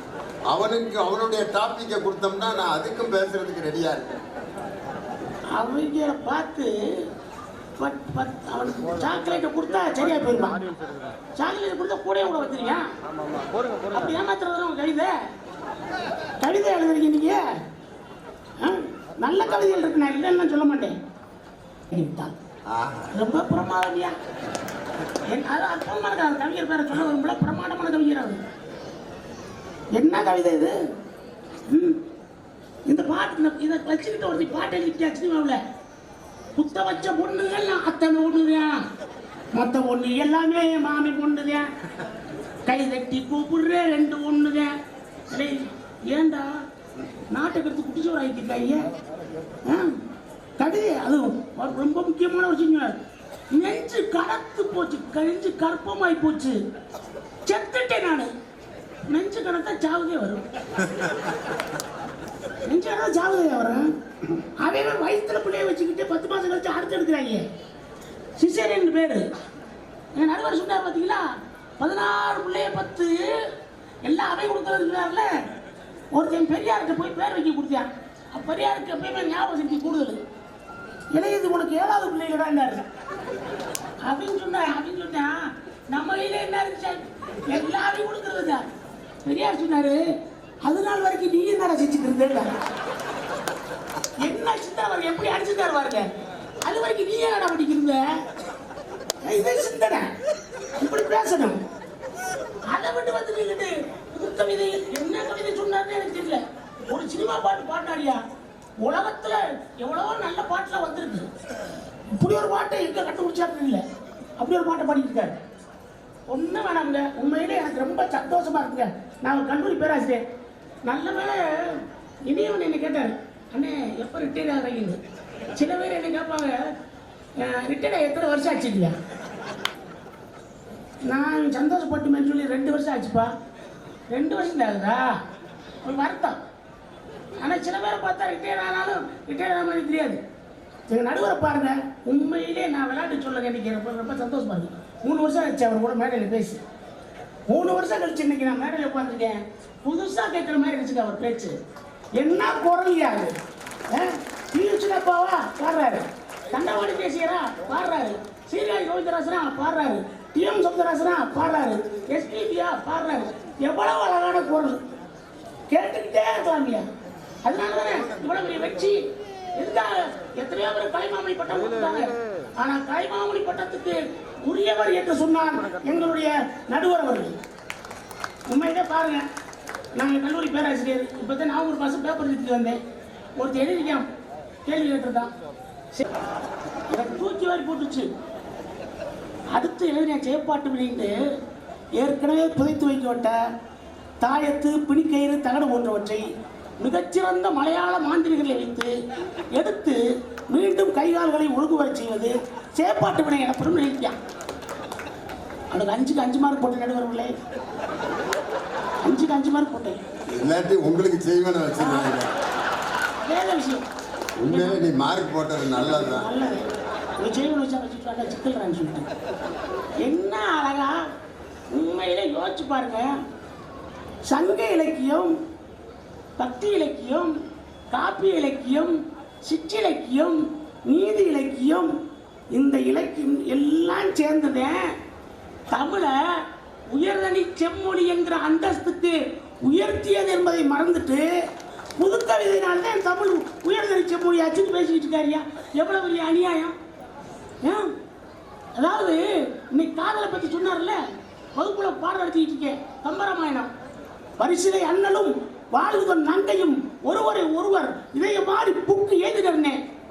ஒருத்தர் எந்திரிச்சான், நல்ல கடமால் நம்ம ஏடி மாதிரி, நம்ம ஏடி இருக்கார் ராமமூர்த்தி சார் இருக்கார்ல, நல்லா எந்திரிச்சு நின்று என்னம்மா சொன்னீங்களா, என்ன சார் கம்பராமாயணம்டா, கம்பராமாயணமா, அதெல்லாம் என்னவா, எனக்கு பயம் கொடுத்துருச்சு. ராமன் செய்தியும் பார்த்துக்கிட்டாங்கடா, 2 பேரும் இதயத்தை மாற்றிக்கிட்டாங்கடா. ஓ, இதயத்தை மாற்றிக்கிட்டாங்க. நான் ஒன்று எழுதுறேன் குவாலிஃபிகேஷன் கிளாஸ். அவன் எழுதிருக்கேன், கண்ணே நீ இங்கு நலம், நான் அங்கு நலமா. இதயத்தை மாற்றிக்கிட்டாங்களா. கண்ணே நீ இங்கு நலம், நான் அங்கு நலமா. நேற்று நீ மலையில் நினைத்து விட்டாயா, என் இதயத்திற்கு சரிப்படுத்தி விட்டது. கண்ணே உன்னை என் மனச்சிறையில் வைத்தேன், உன் என்னை மத்திய சிறை வச்சுட்டேன். இதே புது கவிதை. இன்னொரு பிள்ளை பெரிய ஒரு அற்புதமான கவிதை ஒரு தெரிவிக்கா. கண்ணே உன் பாதம் பட்ட இடத்தில் நான் சாதம் போட்டு உண்ண வேண்டும். எழுதி கொடுத்தா நான் ராத்திரி பகல தூங்கம் இல்லை. ஓச்சு பார்க்குறேன், எந்த இலக்கியத்தில் இப்படி ஒரு வரி இல்லை.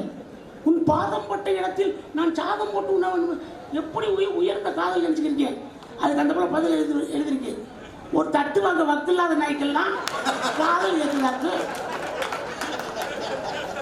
சென்னை கூத்தா பட்டாங்கய்யா புதுக்கவின்ற பேரில் இந்த லட்சைக்குள்ளே வந்துக்கிட்டு இவர் சங்க இலக்கிய அகநானூறு புறநானூறு என்ன செஞ்சுன்னு சொல்லட்டா கொஞ்ச நாளைக்குள்ளே திருநெல்வேலியில் கவின்னு சொல்லி ஒரு நல்ல மனுஷனை ஒரு 2.5 லட்ச ரூபா வாங்குற பையனை படித்து என்ஜினியர் ஆகி ஒரு தாழ்த்தப்பட்ட சமூகத்தில் பிறந்து வளர்ந்து ஆளாகி சம்பாரிச்சு குடும்பத்தை காப்பாற்றலாம் நினச்சிக்கிட்டு இருக்கும்போது அந்த பையனை காதல்ன்ற பேரில் அடித்து கொன்று ஆணவ கொலை பண்ணிவிட்டீங்களா சண்டாளையா? எவ்வளோ பெரிய கொடுமை அது! நீங்கள் படித்து பார்க்கணும்ல. சங்க இலக்கியம் படிச்சு தான் தப்பு நடந்திருக்காது. ஏன்னா சங்க இலக்கியத்தில் ஒரு பெண்ணு ஒரு மரத்துக்கு நின்று காதல் மொழியை பேசுகிறேன். அவன் கண்ணே கற்கண்டே அச்சிலே வார்த்தை எடுத்த அழகு தெய்வமே எளிது குறையா இலக்கியமே இன்பச் சோலையே வானத்தில் பூத்ததறி பூவே என்னென்னமோ சொல்கிறேன். அவள் சொல்கிறா வேணாம், இந்த இடத்துல வேணாம், இந்த மரத்துக்கு கீழே வேணாம். ஏன் வேணாம்? இல்லை, எங்கள் அம்மா சின்ன பிள்ளையா இருக்கும்போது அவளும் அவள் தோழியும் ஒரு புன்னவதையை வச்சுக்கிட்டு கிச்சு கிச்சு தம்பாளம் விளையாண்டுட்டு இருக்காங்க. திரும்பல கிச்சு கிச்சு தம்பாளம்னு ஒரு சின்ன கல் எடுத்துக்கிட்டு மண்ணுக்குள்ள ஒழிச்சு வைக்கிறேன். இந்த கையை அப்படி வச்சு இப்படி அமுக்குவாங்க.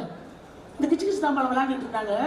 அப்போ திடீர்னு அந்த புன்னவதையை வச்சு விளையாண்டுட்டு இருக்கும்போது திடீர்னு மழை வந்துருச்சு. 2 பேர் விட்டு ஓடிவிட்டாங்க. போனால் தொடர்ந்து 3 நாள் மழை. 3 நாள் கழித்து வந்து பார்த்தா அந்த புன்னை விதை முளைத்து மரமாக போச்சு. மரமாக போனே எங்கள் அம்மா என்ன நினச்சான்னு சொன்னால், சின்ன பிள்ளையா இருந்ததுனால நம்ம வச்ச மரம், நம்ம வச்ச விதை மலர்ந்து செடியாகி போச்சு, இன்னைக்கு மரமாகட்டும் சொல்லி தண்ணியாக அதை எப்படி ஊற்றுறானா தேனும் பால் மாதிரி ஊற்றி அதை வளர்த்து வச்சா அவள் என்கிட்ட சொல்லியிருக்கா, மும்மினும் சிறந்தது நுவையாகும். இந்த வேர்க்கல்ல உனக்கு சகோதரி மாதிரி உன்னை விடவும் நல்லவ. எப்போ சொன்னா? உன்னை விடவும் நல்லவ. எதுக்கு சொன்னா? யாராவது யோசிச்சு பாருங்க. எங்கள் புது கவிஞர்கள் சொல்லுவாப்போ உன்னை விடவும் நல்லவ. ஏன் தெரியுமா சொன்னா? நீயாவது கல்யாணம் முடிச்சு இன்னொரு வீட்டுக்கு போயிடுவடி. ஆனால் இவ அப்படி இல்லை, இங்கே இருப்பா. அதனால உன்னை விடவும் நல்லவடி, உனக்கு மூத்தவ மாதிரின்னு சொன்னா அக்கா முன்னாடி நின்று யாராவது காதல் மொழி பேசுவாங்களா? வேணாம், அந்த பக்கமாக போய் சொல்லுவோம்னு சொல்லிட்டு தனியாக நின்று பேசுகிறாங்கன்னு சொன்னால் ஒரு மரத்துக்கு உயிர் இருக்குன்னு சொல்லி பின்னாடி ஜெகதீஷ் சந்திரபோஸ் சொல்கிறதுக்கு முன்னாடி பாடிய பெயரை கண்டபோதெல்லாம் பாடினேன் என்று வள்ளலார் சொல்கிறதுக்கு முன்னாடி மரத்துக்கு ஒரு உயிர் இருக்கு, அது எங்கள் அக்கா மாதிரி அவ முன்னாடி காதல் மொழி பேசக்கூடாதுன்னு சொல்லி கொடுத்த அந்த காதலை படிச்சிருந்தா இந்த தப்பு நடந்திருக்காதியா? சங்க இலக்கிய காதல் எவ்வளவு அழகான காதல், இப்படிப்பட்ட காதல், எவ்வளவு நேர்மையான காதல். அது அதை சொல்லிட்டாங்க அவங்க. அது இல்லை. பிறகு 2வது, நீ ஒரு வறுமையே இல்லையா? கல்வியை பற்றி அன்னைக்கு பேசினாங்கய்யா. கல்வியை பற்றி பேசுனது யார் பேசினா? ஒரு அரசன் பேசினான். கல்வி கற்கக்கூடிய ஒருத்தன் வேற்றுமை தெரிந்த நாற்பாலுள்ளும் கல்வி கற்ற ஒருவன் இருந்தால் அவன் கீழ்ப்பால் படினும் அவன் மேற்பால் படுமே. கல்வி கற்று விட்டான் என்று சொன்னால் அவன் மேலே வருவான்டான்னு சொல்லிட்டு இன்னைக்கு இந்த பின்னாடி பாருங்க, நம்முடைய முதல்வர் இருக்காரு. தாழ்த்தப்பட்ட மக்களும் பிற்படுத்தப்பட்ட மக்களும் இன்னைக்கு டிஎன்பிசி தேர்வாக இருந்தாலும் சரி, யூபிஎஸ்சி தேர்வாக இருந்தாலும் சரி, எல்லாவற்றிலும் வெற்றி பெற வேண்டும் என்பதற்காக நான் முதல்வர் திட்டம் வேணுமா அனௌன்ஸ்மெண்ட் இருக்காரு. அது மட்டும் இல்லை, இன்னொன்று என்ன செஞ்சிருக்காருன்னு சொன்னால் எல்லாருக்கும் மாதம் 1000 ரூபா தங்கம் கொடுக்கல, கல்விக்காக 1000 ரூபா கொடுக்குறாரு. எதுக்கு? கல்வி தான் அந்த சமுதாயத்தில் உயர்த்தும். அதை இன்னைக்கு நேரத்தில் இல்லடா, காலகாலமாக எனக்கு முன்னாடி இந்த மண்ணை ஆண்ட ஒரு அரசுன்னு சொல்லியிருக்கேன். நான் அதுக்காக செய்யல, எனக்கு கல்வி தெரியும். துணி உடைமை, தூங்காமை, கல்வி, இது எல்லாம் ஒரு மிகப்பெரிய நிலவாழ்வுக்கு வேண்டும் என்று சொல்லக்கூடிய அந்த ஆற்றலும் துணிவும் கல்வியும் நிறைந்த எங்களுடைய முதல்வர் அந்த வேலையை இன்றைக்கு செய்து கொண்டிருக்கிறார். இன்னைக்கு இளைஞர்கள் கூட தட்டுக்கட்டு போய்க்கிருக்கான். எங்கேயோ ரொம்ப தப்பாக போகுது, ரொம்ப சங்கடமாக இருக்குது. வேணாம், நீ அதை பற்றி பேசி என்ன செய்ய போகிறேன்? ஏன் முருகா அவ்வளவு சலிப்பு? பிறகு இந்த இது வர அந்த மாட்டுக்கறி ஏனே இருக்குங்க, மாட்டுக்கறி ஏன் சோறு நான் என்ன தின்னு போகிறேன்? உனக்கு என்னடா வச்சு? எங்கள் ஊர் சாமி எங்களை மாதிரி தாண்டா சாப்பிடும். என் ஊர் முனி சாமிக்கு போய் இல்லை கருப்பு சாமிக்கு போய் அவருக்கு ஆட்டுக்கடை குதிரை மேலே நின்று ஒரு கொண்டையை போட்டு ஒரு கோவணத்தை கட்டி கையில் பெரிய வீச்சர் வாழ வச்சு உட்காந்துட்டாரு. அவர்கிட்ட போய் நான் நெய்ச்சோறு, பருப்புச்சோறு, பொங்கச்சோறு சாப்பிடுவாரா? ஒரு கடாயை வெட்டி ஒரு சுருட்டை வச்சு ஒரு சாராயத்தை வச்சாச்சு அவர் சாப்பிடுவார். ஏன்னா அவர் சாப்பிட்றான்னு சொல்லி நான் சாப்பிடுவேன். நீ என்ன செய்வ?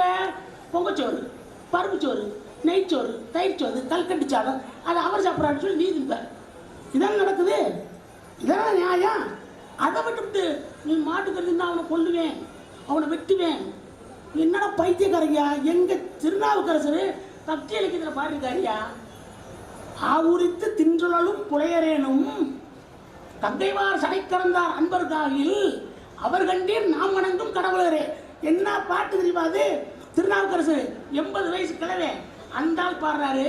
எப்பா நாங்கள் எங்கள் பசுமாடு இருக்குல்ல அதை அறுத்து உரிச்சு சாப்பிட்றல்ல, அவனாவே இருந்தாலும் நெத்தில திண்ணீர் பூசிருந்தாண்டா, அவன் தாண்டா நான் கும்பிட சிவபெருமான்னு சொல்லி பாட்டு எழுதி வச்சிருக்காங்கயா. எவ்வளோ பெரிய விஷயம். நீங்கள் இந்த நேரத்தில் கை தட்டணும். அதாவது முருகா, நீ பேசுன அந்த விஷயத்தை கேட்டு மெய் மறந்து உட்காந்துருக்காங்க தேனி மக்கள். ரசனையில் 2 விதம் இருக்கு. அதில் முதல் விதம் இல்லை, அது இல்லை. இவங்க என்ன நினச்சிட்டாங்கடா, ஒருவேளை அது நெசமாக இருக்குமோ அப்படி. நான் சொல்லல, திருநாவுக்கரசர் சொல்கிறாரியா. திருநாவுக்கரசர் சொன்ன பாட்டு அது. திருநாவுக்கரசர் காதலின்னு சொன்னார். அவர் 80 வயசு கிழமை. அவனை மாதிரி ஒரு காதல் பாட்டு உலகத்தில் எவனும் பாடல. என்ன தெரியுமா சொன்னார்? அன்னையும் அத்தனையும் அன்றே நீத்தால் தன்னை மறந்தால் தன்னாமம் கெட்டார். எவ்வளோ பெரிய விஷயம். என் பேர் என்னன்னு கேட்டால் நான் காதலி பேரை சொல்கிறது. என் பேர் என்ன கேட்டால் நான் காதலி பேரை சொல்கிறது. அவகிட்ட போய் ஓம் பேர் என்ன கேட்டால் காதலி பேரை காதலன் பேரை சொல்கிறது. எவ்வளோ பெரிய விஷயம். தன்னை மறந்து தன்னாமம் கிடக்கூடிய அன்னையும் அத்தனையும் அன்றே நீத்தால் தன்னை மறந்தால் தன்னாமம் கெட்டால் என்று சொல்லக்கூடிய காதலை பாடினே ஒரு பக்தி ஆகிட்டுக்காரே. இன்னொன்று, இந்த மார்கழி மாதம் ஒரு அம்மா பாடு தெரியுமா? காலையில் ஒரு இடத்துல பொம்பளை பிள்ளையாரும் கோயிலுக்கு போங்க. நாங்களும் போவோம், வேடிக்கை வைக்கிறதுக்கா போவோம். மார்கழி மாதம் பொம்பளை பிள்ளைய போவாங்க. நீ எதுக்கு முருகா போன? அப்பா எதுக்கு நான் இப்போ இடையில பேசுனேன்னு நீ தண்ணி குடிக்கணும். அது தெரியும். நீ பாட்டில் வச்சுக்கிட்டே இப்படி நின்னது இந்த கேமராவில் வேற மாதிரி தெரியும். ஏடா மேடையிலேயே வா அப்படின்னு ஏதாவது நினச்சிருவாங்க. அதனால அதை கொடுக்கணுங்கிறதுக்காக தான் நான் கேப்பில் பூந்தேன். என்ன தலைவா நீங்கள் என்ன சாதாரண ஆளா? உங்களுக்கு தெரியாதுதா? அப்போ அதில் பாருங்க, அந்த அம்மா நாங்கள் ஏன் அங்கே போனோன்னு கேட்டது நியாயமான கேள்விதான். இப்போ எல்லாம் போகிறதுக்கு வாய்ப்பும் இல்லை, போகிறதும் இல்லை. அன்னைக்கு போனோம். போய் ஒரு பிள்ளை பாடும். என்ன பாடும்? என்ன பாட்டு பாடிக்கிட்டோம்? மார்கழி திங்கள் மடி நிறைந்த நல்லாளோம். குரல் ஒரு மாதிரி இருக்கும், பார்க்குறதுக்கு அந்த பிள்ளை அழகாக இருக்கும். போய் சொல்லுவோம், என்ன மாதிரி குரலுமா அப்படியே நீ பாடும்போது காதுலே அப்படியே தேன் வந்து பாயிற மாதிரி இருந்துச்சுமா. அந்த பிள்ளை சொல்லு, சும்மா போய் எல்லாம் சொல்லாதீங்க அப்படியா பாடினேன் அப்படி இருக்கும் குரல். அது அவ்வளோ குரமா. அதை பொய் சொல்ல தெரியாத காதலிக்க முடியாதுயா. பொய் சொல்ல தெரியாத காதலிக்க முடியாது. பொய் சொல்லித்தான் ஆகணும். பொய் சொல்லி தான். இப்போ நேற்று ஒரு படம் வச்சு பார்த்துங்க. நேற்று ஒரு படம் பார்த்துப்பீங்க, ஆண் பாவம் பொல்லாததுன்னு ஒரு படம். அந்த படத்தில் ஜி போப்பு பார்த்து கார்ல் மார்க்ஸ்னு அந்த பொண்ணு. அவனுக்கு தெரியும் ஜி போப்பு கார்ல் மார்க்ஸ்னு. ஆமாம்மா கார்ல் மார்க்ஸ் தான். ஏன்னா மாட்டேன்னு சொன்னால் சிக்கலை மடிக்கிறோமேன்னு சொல்லிட்டு சரின்னு கடைசியில் புலம்புயா, நான் அன்னைக்கே சொன்னாங்க கேட்க. அதை அந்த அந்த காதலை அந்த அழகா சொன்னார். ஆண்டாள் பாடினா கற்பூரம் நாருமோ. நீங்கள் திருப்பாவையை காட்டிலையும் நாச்சியார் திருப்பணி படிங்க, ஒரு 140 பாட்டு இருக்கு. அடே அப்பா, ஆண்டாள் உண்மையிலே பிரம்மாண்டமான ஐயா. என்ன பாட்டு தெரியுமா? கற்பூரம் நாருமோ கமலப்பூ நாருமோ திருப்பவள செவ்வாய் தான் தித்தித்திருக்குமோ மறுப்பசித்த மாதவன் தன்னா வாய்ச்சுவையின் நாற்றமும் விருப்புற்று கேட்கின்றேன் சொல்லாளிவன் சங்கே. சங்கிட்ட கேட்குறா, நப்பின்கிட்ட கேட்கல, ராதா கிட்ட கேட்கல. என்ன கேட்குறா? ஏம்மா இந்த சங்கை கூப்பிட்டு எப்பா அடி அந்த திருமால் இருக்காரே, திருமாலுடைய இதழ் சுவை வந்து கற்பூரம் மணக்குமா, இல்லை தாமரைப்பூ மணக்குமா, இல்லை தித்திருக்குமா, இனிக்குமா, எப்படி இருக்குன்னு சொல்லிட்டு சங்கிட்ட கேட்குறான். ஏன்னா நப்பின்கிட்டையோ ராதா கிட்டே கேட்ட சண்டை பெரிய சண்டையாகி போவா. ஏன்டி ஏன் புரிச்சது எப்படி இருக்கும்ட்டு நீ கேட்டுக்க தொலைச்சி புடிவேன்ருவா. சிக்கல்ல படிக்கிறேன். அது சங்கிட்ட கேட்டால் பிரச்சனை வராதுன்னு சொல்லிட்டு என்ன உளவியல் ரீதியான ஒரு காதல் பாட்டியாது. காதலை இப்படி அணுகி பார்க்கணும் இல்லையா? இப்போ பக்தி இலக்கியம் காதல் பேசுது. இன்னும் சொல்ல போனோம்னு சொன்னால் சிற்றிலக்கியங்களில் வரக்கூடிய சந்த பாடல்கள் கேட்டு கேட்டு மகிழாமையா. எங்கே ஒரு பாட்டு பாடுங்க சந்த பாடல் ஒன்று எவ்வளோ அழகான பாடலாம் பாடுறாங்க. செங்கையில் வந்து கலின்களின் என்று ஜெயம் ஜெயம் என்றாட, இதை சங்கதம் கொண்டு புலம்பு சிலம்பொடு தண்டை கலந்தாட, மலர் பைங்கொடி நங்கை இரு கொங்கை கொடும்பகை வெஞ்சடம் என்று குலைந்து குலைந்தாட மலர் பைங்கொடி நங்கை வசந்த சௌந்தரி பந்து பயின்றாளை பத்து வளர மாதிரி இருக்குங்க பாட்டு. வானரங்கள் கனி கொடுத்து மந்தியோடு கொஞ்சும் வந்து சிந்து கனிகளுக்கு வாங்கவிகள் கெஞ்சும் வானவர்கள் காணவர்கள் வெளியேறிந்து வானவரை அழைப்பர் கவனசித்தர் வந்து வந்து காய் சித்தி விளைப்பர். என்ன அழகான பாட்டு. சந்தப்பாடல்கள். சித்தர்கள் சும்மா இருந்தானா? நீங்க கும்புற சாமியை பூரா அங்க நின்றுக்கிட்டு அடிச்சா நீ அவனை மாதிரி உலகத்துல எவனை அடிச்சதில்லை. நட்டகல்லும் பேசுமோ நாகன் உள்ளிருக்கையில் சுற்றி நின்று முனமுனன்று சொல்லும் மந்திரம் நேரடா சொல்லி சுற்றி நின்று மந்திரம் சொல்லியா பாருங்க. ஓ அந்த மதுக்கு நான் செய்யறது, ஓ அந்த மதுக்கு நான் செய்யறது, ஓ அந்த மதுக்கு நான் செய்யறது, ஓ அந்த மதுக்கு நான் செய்யறது, ஓ அந்த மதுக்கு நான் செய்யறது, ஓ அந்த மதுக்கு நான் செய்யறது, கன்னிராசி நாமதேசியா, முருக நாமதேசியா, முதிரன் லக்னா நாமதேசியா, ஓ அந்த மதுக்கு நான் செய்யறது, ஓ அந்த மதுக்கு நான் செய்யறது, ஓ அந்த மதுக்கு. நான் 100 ரூபாய் எடுத்து போடுங்க. நான் 100 ரூபா ஓட்டுறதையும் கையில் மட்டும் பூவும் மட்டும் திண்ணரும் பூசி விடுவாங்க. இல்லை திண்ணறல் எரிஞ்சு சும்மாவெல்லாம் கூப்பிட போனா கண்ணை கருத்து விட்டுவாங்க. கையை எரிஞ்சு நாசமா போறான் வந்துட்டாக்கு நீங்களாம் அப்படின்ட்டு அவனை தொட்டு கும்பிட்டு அவனுக்கு துட்டு வைக்கணும். துட்டு வச்ச முன்னாடி அதுக்கு அதை வாங்கிட்டு அவன் நம்ம என்ன வயிறாண்டே தெரியல. என்னமோ ஒரு பாஷையில் பேசுகிறேன். அவன் நம்ம என்னென்னமோ வச்சுருந்தா நமக்கு தெரியாது. என்னமோ ஐடியானியா சொல்லிட்டு நம்ம ரூபாயை போடவே ஓச்சு பார்த்தேன். என்னமோ சொல்கிறான்டா அப்படின்டா. என்ன சொல்லி ஓணுமுது நான் செய்யுது, ஓணுமுது நான் செய்யுது, ஓணுமுது நான் செய்யுது, ஓணுமுது நான் செய்யுது, ஓணுமுது நான் செய்யுது, ஓணுமுது நான் செய்யுது, ஓன் நல்ல வேலை பூசாரி வேலை கையில் இருக்கு முருகான்னு சொல்ல முட்டார். அதை போட்டு காமிச்சுட்டே சொல்லி என்ன செய்யாண்டா நான் கேட்டேன். என்னடாண்டா என்ன சொல்லிட்டான்? ஓன் துன்பத்துக்கு நான் என்ன செய்யுது இதை சொல்றாங்க. ஓன் துன்பத்துக்கு நான் செய்யறது, ஓன் துன்பத்துக்கு நான் செய்யறது, ஓன் துன்பத்துக்கு நான் செய்யறது, ஓன் துன்பத்துக்கு நான் செய்யறது, ஓன் துன்பத்துக்கு நான்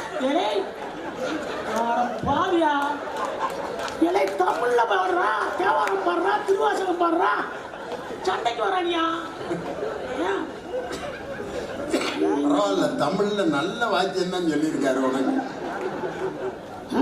சித்தர்கள் பாடின பறச்சி போகம் இனிதோ பணத்தி போகம் இனிதோ இறைச்சி தோல் எலும்பிலும் இலக்கமிட்டு இருக்குதோ சாதியாவதேதடா சனங்களாவதேதடா போது வேத்து வரைப்பு வந்த போது சட்டநாதப்பட்டரை எங்கடா போய் சேருவனியே பூச்சி நின்று போவோமே அப்படின்னு சொல்லிட்டு உன் ஜாதி வருவார். ஒன்னே ஒன்று சொல்லி முடிச்சிருங்க நடுவர்களே. ரொம்ப நேரம் பேசிட்டேன் நினைக்கிறேன். ஒன்னே ஒன்று சொல்லி முடிச்சிருக்கேன்.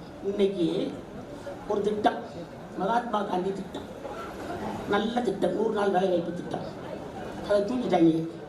அங்கிட்ட வடநாட்டிலாம் 1948ஆம் ஆண்டு ஜனவரி மாதம் 30ஆம் தேதி மகாத்மா காந்தி இயற்கை எழுதினார் போட்டுட்டான். இயற்கையாக எழுதினாரு. ஒருத்தர் சுட்டுப்பிட்டான். சுட்டவனு ராமன் தான் சொன்னான், செத்தவர் ராமன் தான் சொன்னார்.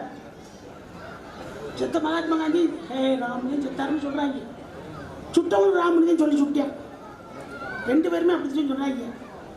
நம்ம புரிஞ்சுக்கிற வேண்டியது அவர் சுட்டாராம், இவர் செத்தாராம். அங்கே ராமதே முடியுது. செத்தாராம், சுட்டாராம், செத்தாராம்.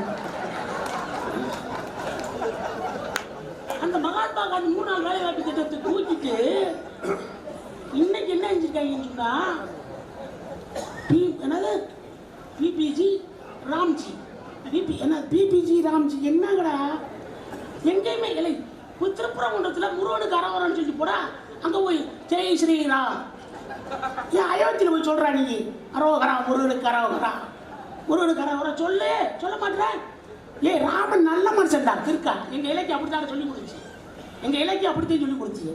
எங்கள் இலக்கியத்தில் சொன்னா ராமன் எப்படிப்பட்டவன் சொன்னா, மலையில் பிறந்த ஒருத்தனை காட்டில் ஒரு மலைவாடன் ஒருத்தனை கூப்பிட்டு என்னுடைய தம்பிடா நீன்னு சொன்னேன். கொஞ்ச நாள் கழிச்சு போனேன், என்ன விலங்குளத்தில் பிறந்த சுக்கிரவனை கூப்பிட்டு என் தம்பிடாண்டா.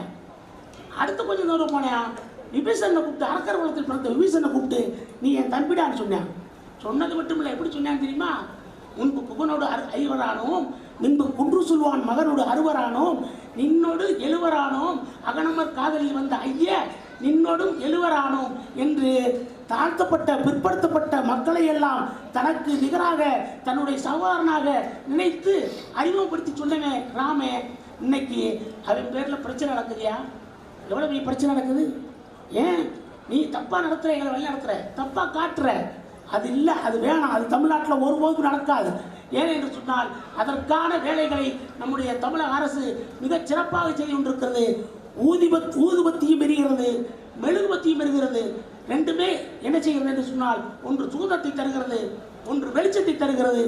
இதில் எது உயர்ந்தது தியாகம் என்று எண்ணி பாருங்கள். ஊதுபத்தியுடைய தியாகம் பெருசா, மெழுகுபத்தியுடைய தியாகம் பெருசா என்று எண்ணி பாருங்கள். உண்மையே யோசிச்சு பார்த்தீங்கன்னு சொன்னால், மெழுகுபத்தி எரியும் போது வெளிச்சத்தை தரும், ஆனால் அழுதுகிட்டே எரியும். ஆனால் ஊதுபத்தி அப்படி இல்லை. காலையில் வீட்டை விட்டு கிளம்பும் போது ஊதுபத்தியை பொருத்தி வச்சுட்டு வந்தீங்கன்னு சொன்னால், கதவை பூட்டிட்டு வந்தால் கூட சாயந்தரம் 5 மணிக்கு ஆஃபீஸ் பிடிச்சிட்டு வீட்டை போய் திறக்கும்போது கமன்னு மணக்கும்யா. அது மாதிரி அன்றைய இலக்கியங்கள் என்றைக்கும் மனதுக்கு நிம்மதியையும் சந்தோஷத்தையும் இன்பத்தையும் வழங்கக்கூடியதாக இருக்கிறது ஊதுபத்தியை போல. ஆனால் புதுக்கவிதை என்று சொல்லக்கூடிய இன்றைய கவிதைகள் என்ன செய்யும் சொன்னால், செய்யும் பொழுது அழுது கொண்டே செய்கின்ற காரணத்தினால் நீங்களே தீர்மானம் செய்து கொள்ளுங்கள். ஊதுபத்தி பெருசா மெழுகுபத்தி பெருசா என்று தீர்மானித்துக் கொள்ளுங்கள். நல்ல வாய்ப்புக்கு நன்றி கூறுகிறேன். நன்றி, வணக்கம். மலையோட உச்சில போய் நின்று அங்கிருந்து விழுந்து செத்துருமா? ஏன் இந்த குரங்குக்கு பொம்பளை குரங்குக்கு இன்னொரு கல்யாணம் பண்ணி வச்சா என்ன கேடு? கேட்டா குரங்கு கூட கல்யாணம் பண்ண மாட்டீங்களா? மனுஷங்களை தான் பண்ண விட மாட்டீங்க. என்னுடைய கேள்வி என்னன்னா, இதை என் தாய் நினைத்திருந்தாள். எங்க அப்பா இறங்கும் போது நாங்க 4 பசங்க. என் தாய் ஒண்ணுமே படிக்காதவ. அந்த அம்மாக்கு அவங்க அம்மா பேர் மே மாசம் ஏற ஆரம்பிச்சாங்கன்னா டிசம்பர் மாசம் முடியும். அவ்வளவு நேரம் எழுதுவாங்க. 2 எழுத்து. எதுக்கு எடுத்தாலும் படிக்கடா படிக்கடா படிக்கடான்னு அந்த அம்மா சொல்லிட்டே. 4 பிள்ளைகளையும் புருஷன் இறந்த பிறகு கூட 4 பிள்ளைங்களும் படிக்க வைத்து அரசாங்க உத்தியோகத்துல உட்கார வைத்து நிம்மதியா உட்கார்ந்தவள் என் தாய். ஒருவேளை இவங்க குறுந்தொகையை கேட்டிருந்தாங்கன்னா எங்க அம்மா 4வது மாடியில போய் உட்கார்ந்துட்டு ஐயோ என் வீட்டுக்காரர் வந்துட்டாரு நானும் குதிக்கும். கொலகார பாவிகளா, ரொம்ப சாபம் விடாத. இல்ல எழுதுறதெல்லாம் மாத்தி மாத்தி எழுதிட்டு வந்துட்டு இங்க வந்து பேசுறது. நடுவர் அவர்களே, இந்த மாவட்டத்தில் நிறைய பேர் துபாய்க்கு போயிருப்பாங்க இல்லையா? நிறைய பேர் போயிருப்பாங்க. நான் பார்த்துக்கிறேன். அண்ணன் கூட நிகழ்ச்சி போகும்போது ஒருத்தர் துபாயில இருந்து ஊருக்கு வரான். அவன் பிறந்த குழந்தை, அவன் பொண்டாட்டி கர்ப்பமா இருக்கும்போது துபாய்க்கு போயிருக்கான். பொண்ணு 3 வயசு ஆகுது. பொண்ணு காது குத்தணும், மொட்டை அடிக்கணும், வர்றான், ஊருக்கு வரான். வந்த உடனே நேரா வந்து பிள்ளைய தூக்க போறான். அந்த குழந்தை பயப்படுது. இவங்க யாருன்னே தெரியல. அப்பாடா அப்பாடா அப்பாடா அப்பாடா. கிட்ட போவே இல்லை. அது சொல்றான், அப்பா சொல்ல. அவன் பொண்டாடி சொல்றான், அப்பாடி அப்பான்னு சொல்ல மாட்டான். ராத்திரி மெதுவா ஊருக்காரங்க சொல்றான், என்னப்பா துபாயில பெட்ரோல் பம்ப் ஓனராம. நம்ம ஆளுங்க பண்ற மிகப்பெரிய தப்பு, துபாய்க்கு போனோம்னா அங்க இருந்த ஒரு கார் இன்னொரு போட்டோ எடுத்து போடுறது. நம்ம பையன் உடனே மாப்பிள்ள துபாய்க்கு போனோன்னு ஃபெராரி கார் வாங்கிட்டாரு. ஃபெராரி ஓனர் வந்து பிச்சு விடுவான். அவனே கஷ்டப்பட்டு நடக்கிறான். அந்த எல்லாத்தையும் அவன் சொல்லியிருக்காங்க, மாப்பிள்ள துபாயில பெட்ரோல் பங்க்லாம் வச்சுருக்காங்க. ராத்திரி பொண்டாடிட்டு சொல்றான், சத்தியமா சொல்றேன்டி, நான் துபாயில பெட்ரோல் பங்க்ல வேலை செய்யறேன். இப்போ அது கூட இல்லை, எங்க பெட்ரோல் பங்க் ஓனரோட பிள்ளைகளை நான் பார்த்துக்கிறேன். நான் தான் பார்த்துக்கிறேன். எல்லா பிள்ளைகளும் கழுவுறது முழுவது எல்லாம் நான் தான் பார்த்துக்கிறேன். ஆனா அந்த பிள்ளைங்கள்கிட்ட பாசப்பட என் பிள்ளைகள் இல்லையா, ஒன்று வந்துடும் சொல்லிடுவா. அந்த நாள் வருகிறது நண்பர்களே. அந்த குழந்தை மொட்டை அடிக்கும் கூட அப்பான்னு சொல்லல, அழகுது, ஓடுது. கடைசியா பிரிஞ்சு போறான், ஊருக்கு போறான். அப்பவும் அழுகுறான். நான் பெத்த பிள்ளை என்ன வந்து அப்பான்னு சொல்லியேன்னு சொல்லிட்டு காலை இருக்கிறான். இப்பாவது அப்பான்னு சொல்ல அவங்க அம்மா அடிக்கிறா, அப்பான்னு சொல்ல மாட்டேங்குது குழந்தை. கார் புறப்படுது, கண்ணீரோட விமானத்தில் உட்கார்றான். விமானம் துபாய் விமான நிலையத்தில் போய் இறங்குறது. கார்ல ஏறுறான். அவன் வேலை செய்கின்ற வீட்டுக்கு உள்ளே போகும் கதவு திறக்கிறது. அந்த குழந்தைகள் எல்லாம் ஓடி வந்து யாபி யாபி என்று அரபியில கட்டுகிறது. யா அபி என்ற அரபு சொல்லுக்கு யோ என் தகப்பனே என் தகப்பனேன்னு அந்த குழந்தைகள் கூப்பிடுகிறது என்று வைரமுத்து கதைகள் என்ற ஒரு புத்தகத்தில் எழுதுகிறார். நண்பர்களே, நாங்கள் யதார்த்தத்தை செய்கிறோம். நீங்க எல்லாமே கற்பனை. நான் கேட்கின்றேன், ராமாயணத்துல ஒரு காட்சி நீங்க வச்சிருக்கீங்க. தசரதருக்கு எத்தனை பொண்டாட்டி? 60,000 பொண்டாட்டி. எப்படித்தான் துணி கடைக்கு போய் துணி எடுத்து கொடுத்தாரு. நான் அப்படித்தான் யோசிக்கிறேன். துணி கடைக்கு 60,000 மனைவியும் கூட்டி போய் தீபாவளிக்கு துணி எடுத்திருந்தாருன்னா அவரோட நிலைமை என்ன ஆயிருக்குன்னு யோசனை பண்ணி பாருங்க. நான் அப்படித்தான் கற்பனை பண்ணி பார்க்கிறேன். இல்ல 4 பேர் வந்து ஓகே பட்டத்து இளவரசி, மிச்சம் 59,996 பேரோட நிலைமை என்ன? ஏங்க நீங்க அவள் காட்டுக்கு போனா ராவணன் தூக்கிட்டு போனா, இன்னைக்கு நான் வருகின்ற போது காரில் எழுதியிருந்தாங்க, சீதை தீ குளித்தது சீதையின் கற்பை நிரூபிப்பதற்காக அல்ல, ராவனுடைய கற்பை நிரூபிப்பதற்காக அவள் தீ குளித்தாள். நண்பர்களே, நாம வெளிநாடுல போய் வேலை செய்யறோம், நாம ஊருக்கு வரோம், காட்சி இப்ப இப்படி மாறுது. இன்னைக்கு வந்த உடனே உன் மேல டவுட் ஆகுது, நீ தீ குளினா நம்ம வீட்டுக்காரப்ப ஒண்ணும் சொல்லாது, மாப்பிள்ள நான் தீ குளிக்கிறேன், பக்கத்துல இன்னொன்னு கொளுத்துறா, நீ துபாயில என்ன பண்ணேன்னு தெரியல, நீ இறங்கு, இல்ல வா கைய புடி. இதுதானங்க யதார்த்தம். இந்த யதார்த்தத்தை சொல்லாமல் காலகாலமாக பெண்ணை அடிமைப்படுத்தக்கூடிய சாசனங்களாகவே நீங்கள் எழுதுகிறீர்கள். ராமாயணத்தில் களவாடுகின்ற பொருள் பெண், மகாபாரதத்தில் சூதாடத்தில் வைக்கக்கூடிய ஒரு பொருள். தமேதி நலதமேதி என்ன சொன்னா, நீங்க என்ன சொன்ன, அவங்க வீட்டுக்காரர் சொன்னாரா, எனக்கு ஆசையாக இருக்கிறது, தொழுநோயாளியான பிறகு எனக்கு விடை மாதவிடம் போக வேண்டும் என்று ஆசையாக இருக்கிறது, என்னை கூப்பிட்டு கொண்டு போ என்று சொன்னவுடன் கூடையிலே வைத்துக் கொண்டு போனாராம். இன்றைக்கு சொன்னால் மிதிக்க வேண்டிய இடத்தில் 3 மிதிப்பாள். அதுல திரௌபதி சூது வச்சு விளையாடுறப்ப கேட்ட கேள்வி ஆம்பளைகளுக்கெல்லாம் நாக்கப்படுங்கிற மாதிரி கேள்வி. என்னை வைத்து தன்னை தோற்றானா இல்லை தன்னை வைத்து என்னை தோற்றானான்னு கேட்டா பாருங்க ஒரு கேள்வி. உண்மையிலேயே மகாபாரதத்தில் ஒரு பெண் எவ்வளவு பரிதாபமான நிலையில இருந்தாங்கிறதுக்கு இந்த கேள்வி அருமையான கேள்வி. நடுவர் அவர்களே, எப்பவுமே இன்றைய இலக்கியங்கள் என்ன சொல்லுதுன்னா, தன்னை மோட்டிவேஷன் பண்ணக்கூடிய செல்ஃப் மோட்டிவேஷன், சுயமாகவே ஆறுதல் சொல்லக்கூடிய அளவிற்கு வார்த்தைகளை சொன்ன கவிதைகள் இன்றைக்கு இருக்கிறது. பஹ்ரைன் நாட்டில் இருக்கின்ற நாகூர் சேர்ந்த ஒரு கவிஞர் அப்துல் கையும் என்ற ஒரு கவிஞர் எழுதிய கவிதை. யார் சொன்னது? அதிகம் படித்தது கேரளா என்று. அட போங்கப்பா, எங்க ஊர்ல காப்பியே டிகிரி காப்பி தான். எவ்வளவு தெனாவட்டி பாத்தீங்களா? நான் ரொம்ப ரசித்த கவிதை அவருடைய கவிதையில வாழ்வியலை நாங்க திரும்ப திரும்ப என்ன சொல்றோம்னா, நான் பார்க்கின்ற எங்க அண்ணன், நான் பார்க்கின்ற எங்க ஐயா, நான் பார்க்கின்ற எங்க அக்கா, அவருடைய வாழ்வியலை சொல்லிச்சா. உங்களுடைய கற்பனைகள் எல்லாமே இருக்குது, ஆனால் யதார்த்தத்தை ஒன்று சொன்னார். அவர் பேருந்திலே ஏறுகிறார். அந்த கவிஞர் பார்க்கிறார், ஒரு பொண்ணு வந்து இஞ்சி மரப்பா வைக்கிறார். கவிதையுடைய தலைப்பே இஞ்சி மரப்பான். பேருந்து வண்டியில் படிக்க வேண்டிய வயதில் இஞ்சி முரப்பா விற்க வந்தால் இத்துணுண்டு சிறுமி, இதை சாப்பிட்டால் வாந்தி, பித்தம், மயக்கம், பசி, அஜீர்ணம் எதுவுமே வராதாம் என்று பேசியதை பழகியதை ஒப்பித்தாள். எனக்கு இதில் எதுவுமே இல்லை, இருந்தும் கொஞ்சம் வாங்கினேன், எனக்கு பசி கூட இல்லை, உண்மைதான், ஆனால் அவளுக்கு பசிக்கும் இல்லையா என்று இந்த கருணை கொஞ்சமாவது உங்களுக்கு நெஞ்சில ஈரம் இல்லாம. சார், ஒரே ஒரு செய்தியை சொல்லி நான் நிறைவு செய்கின்றேன். வீட்டுல அப்பா வந்து வேலை செஞ்சு வந்து டயர்டா உட்காருவார், நம்ம உட்காருவோம் இல்லையா? அப்ப பொண்ணு காலேஜ்ல இருந்தோ, காலேஜே வச்சுக்கோ, காலேஜ் முடிச்சு வேலைக்கு போற பெண்ணும் வந்த உடனே அவர் அப்படியே தரையில உட்காந்துப்பாரு. அந்த பொண்ணு இந்த சோஃபால உட்காந்துட்டு, அப்பா காலாமுக்குப்பா சொல்லிட்டு காலை தூக்கி வைக்கும் அவர் மடியில. அப்ப உடனே அவரு, என் சாமி குடுறாரு, இவருக்கு வலிக்கும், ஏற்கனவே உடம்புல தான் உட்காந்துக்கிறாரு, இவர் வலிச்சிடும் போது அப்படியே அப்படியே அமுக்கிட்டே விட்டே பொண்ணே சாஞ்சிட்டே இருக்கும். அங்கிருந்து ஒரு குரல் சமையல் கட்டுல இருந்து, ஏன் உன் பொண்ணுதான் அமுக்குயா? காலையில இருந்து நானே கஷ்டப்பட்டு நாய் மாதிரி கஷ்டப்பட்டு ஏன் காலை அமுக்கு?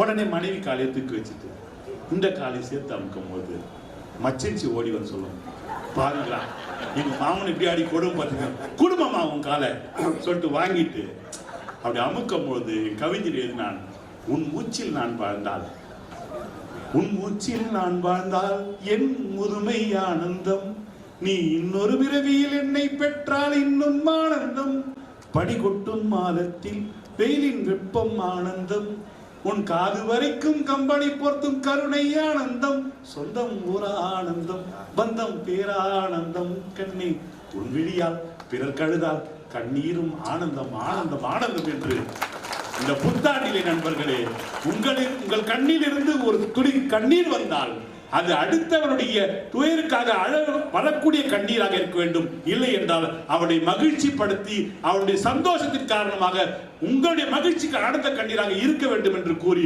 இன்றைய இலக்கியங்கள் யதார்த்தத்தை பேசியது. பண்டைய இலக்கியங்கள் எல்லாம் கோணார் உரையை நம்பியே இருக்கிறது என்று கூறி வாய்ப்பளித்த நல்ல உள்ளங்களுக்கு நன்றி பாராட்டி விடைபெறுகின்றேன். நன்றி, வணக்கம். ஆஹா, சத்தான வார்த்தைகள் தான் கருணாகரன் சத்தான். கல்யாணம் முடிச்ச புதுசுல 150 அத்தான். ஒரு 5 வருஷம் கழிச்சு காப்பியா இந்த கொண்டு வர்றேன், ஏன் அதுக்கு இப்படி கத்துற? 10 வருஷம் கழிச்சு காப்பி ரொம்ப வேணும், இந்த உங்க அம்மா கிடக்குது பாரு, அதுகிட்ட போய் கேளு காப்பி. 15 வருஷம் கழிச்சு வெளியில டீ கடையில் உட்காந்து குடிச்சுட்டு இருப்பாரு. ஏன் வேற என்ன, இந்த கடையில காலையில காப்பி குடிக்கிற குரூப் பூரா அப்படி துரத்துப்பட்ட குரூப் தான். ஒரே மாதிரியா இருக்கு வாழ்க்கை. அப்ப எல்லாரும் டீ கடையில தான் குடிச்சுக்கிட்டு இருக்கீங்களா? என்ன பண்றது? வாழ்க்கையில ஒரே மாதிரி இருக்க முடியாது. வாழ்க்கையில் மேடு போடலாம். கடைசியா அந்த வயதான கணவன் மனைவி அனுபவிக்கிற அந்த சுகம், படிப்படியாக இல்லற வாழ்க்கை எல்லாம் இருக்கு. ஆனா வள்ளுவர் என்றார் சொல்றாரு, ஊடுதல் காமத்திற்கின்பம் அதற்கின்பம் கூடி முயங்க பெறின்.